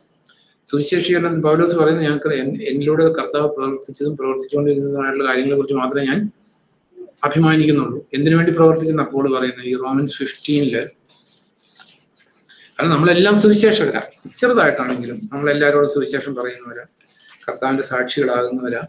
അപ്പൊ അതില് പോള് പറയുന്നത് അതിന്റെ 15-17 തുടങ്ങി വായിക്കുമ്പോൾ, ക്രിസ്തു എന്നിലൂടെ വിജാതീയരുടെ അനുസരണം നേടിയെടുക്കാനായി വാക്കാലും പ്രവൃത്തിയാലും അടയാളങ്ങളുടെയും അത്ഭുതങ്ങളുടെയും ശക്തിയാലും പരിശുദ്ധാത്മാവിന്റെ ശക്തിയാലും ചെയ്തത് മാത്രമല്ലാതെ മറ്റൊന്നും സംസാരിക്കാൻ ഞാൻ തുനിയുന്നില്ല. അപ്പൊ ഇവിടെ പറഞ്ഞേക്കുന്ന പർപ്പസ്, ക്രിസ്തു എന്നിലൂടെ വിജാതീയരുടെ അനുസരണം നേടിയെടുക്കാനായി വാക്കാലും പ്രവൃത്തിയാലും അടയാളങ്ങളുടെയും അത്ഭുതങ്ങളുടെയും ശക്തിയാലും പരിശുദ്ധാത്മാവിന്റെ ശക്തിയാലും ചെയ്തത് മാത്രമല്ലാതെ മറ്റൊന്നും സംസാരിക്കാൻ ഞാൻ തുനിയുന്നില്ല. അപ്പൊ പർപ്പസ് എന്തായിരുന്നു? അനുസരണം നേടിയെടുക്കാനാണ്, മറ്റുള്ളവരെ കർത്താവിലേക്ക് കൊണ്ടുവരാനാണ്. നമുക്കറിയാം, ഒരാൾ സുവിശേഷത്തെ തടഞ്ഞു, ഒരു മാന്ത്രികനായിട്ടുള്ള എലിമാസ്. പൗലോസ് പറഞ്ഞു, സർവ്വദുഷ്ടതയുടെ നിറകുടം, ഈ നിമിഷം നീ അന്ധനായിത്തീരും. ആ നിമിഷം അന്ധനായിത്തീരുന്നു. അടുത്ത സെന്റൻസ് എന്താ? അതുകൊണ്ട് മറ്റേ ആൾ വിശ്വസിച്ചു. നമുക്ക് ആക്ട്സ് 13 ഞാൻ മുഴുവൻ വായിക്കുന്നില്ല, അതിന്റെ 6 തുടങ്ങി വായിക്കുമ്പോൾ, അവർ ദ്വീപിലുടനീളം ചുറ്റി സഞ്ചരിച്ച് പാംഫോസ് വരെ എത്തിയപ്പോൾ വ്യാജ യഹൂദ പ്രവാചകനായ, വ്യാജ യഹൂദ പ്രവാചകനായ, അപ്പൊ അന്ന് വ്യാജ പ്രവാചകൻ അറിയുണ്ട്, ബർ യേശു എന്ന മാന്ത്രികനെ കണ്ടുമുട്ടി. ബുദ്ധിമാനായ സെർഗിയോസ് പൗലോസ് എന്ന ഉപസ്ഥാനപതിയുടെ കൂടെ ആയിരുന്നു അയാൾ. ഉപസ്ഥാനപതി ബർണബാസിനെയും സാവൂളിനെയും വിളിച്ചു വരുത്തി ദൈവവചനം കേൾക്കണമെന്ന് ആവശ്യപ്പെട്ടു.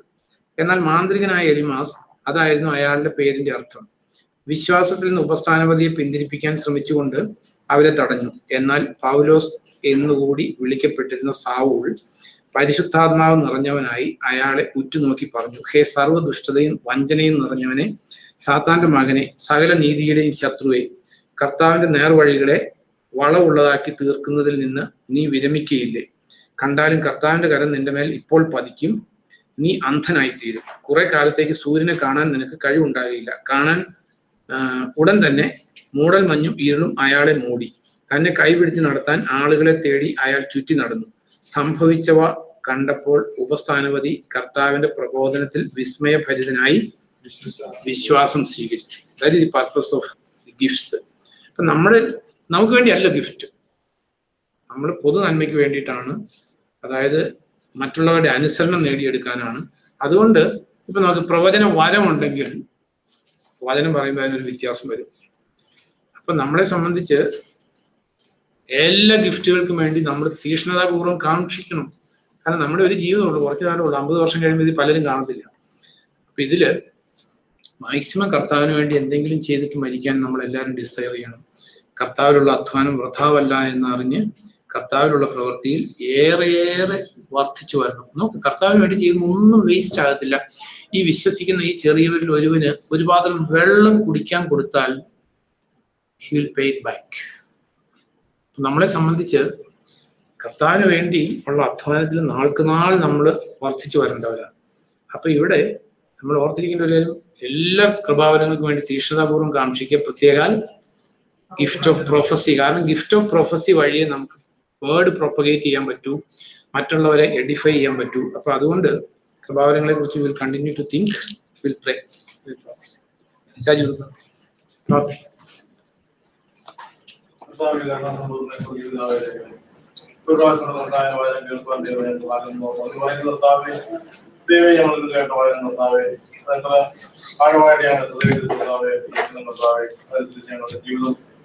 ക്രമപ്പെടുത്തുന്ന കർത്താവെ, ഞങ്ങൾ ഒരിക്കലും കർത്താവിന്റെ ന്യായസ്ഥാനത്തിന് മുമ്പിൽ നിൽക്കേണ്ടവരാണ് കർത്താവെ. ഞങ്ങൾ വ്യക്തികാരനാകുന്ന കർത്താവെ, ഞങ്ങൾ ഓരോ ദിവസവും ദൈവമേ, ഓരോ നിമിഷവും കർത്താവ് ചെലവാക്കുന്നതെല്ലാം കർത്താവിന് പ്രീതികരമായിട്ടായിരിക്കുമെന്ന് അപേക്ഷിക്കുന്നു കർത്താവെ. ദൈവമേ, ഞങ്ങളുടെ സമ്പാദന കർത്താവെ, ദൈവമേ, ആ ഒരു നിത്യതയ്ക്ക് വേണ്ടിയുള്ളതായിരിക്കും കർത്താവെ. ദൈവമേ കർത്താവെ, ഓരോ കൊടുത്തിട്ടുണ്ടല്ലോ കർത്താവെ, അതനുസരിച്ച് മനസ്സിലാക്കിക്കൊണ്ട് കർത്താവെ, അത് കർത്താവ് മറ്റുള്ളവർക്ക് പ്രയോജനം കിട്ടുന്ന രീതിയിൽ ജീവിതം നയിക്കാൻ പോകണം കർത്താവ്. ഞങ്ങളെ ഓരോരുത്തരെയും കർത്താവ് കർത്താവ് ഞങ്ങളുടെ ആ ഒരു കഴിവുകൊണ്ട് നല്ല കർത്താവെ, ദൈവത്തിന്റെ കൃപകൊണ്ട് മാത്രമാണ് ഇതെല്ലാം സാധിക്കുന്നത് കർത്താവെ. അതിൽ ഞങ്ങളെ പ്രാർത്ഥനാത്മകമായി അപേക്ഷിക്കുന്നു കർത്താവെ. കേട്ട വചനം കർത്താവിൽ മൂന്നുമായിരിക്കും കർത്താവ് വിളവ് തരുന്നതായിരിക്കും കർത്താവെ. ഞങ്ങളുടെ ഹൃദയത്തിൽ എല്ലാ കർത്താവിൽ മാറ്റം വരുന്നതായി അപേക്ഷിക്കുന്നു കർത്താവെ. എല്ലാവരും താഴ്ച കരങ്ങളിൽ ഏൽപ്പിക്കുന്നു. സർവ്വ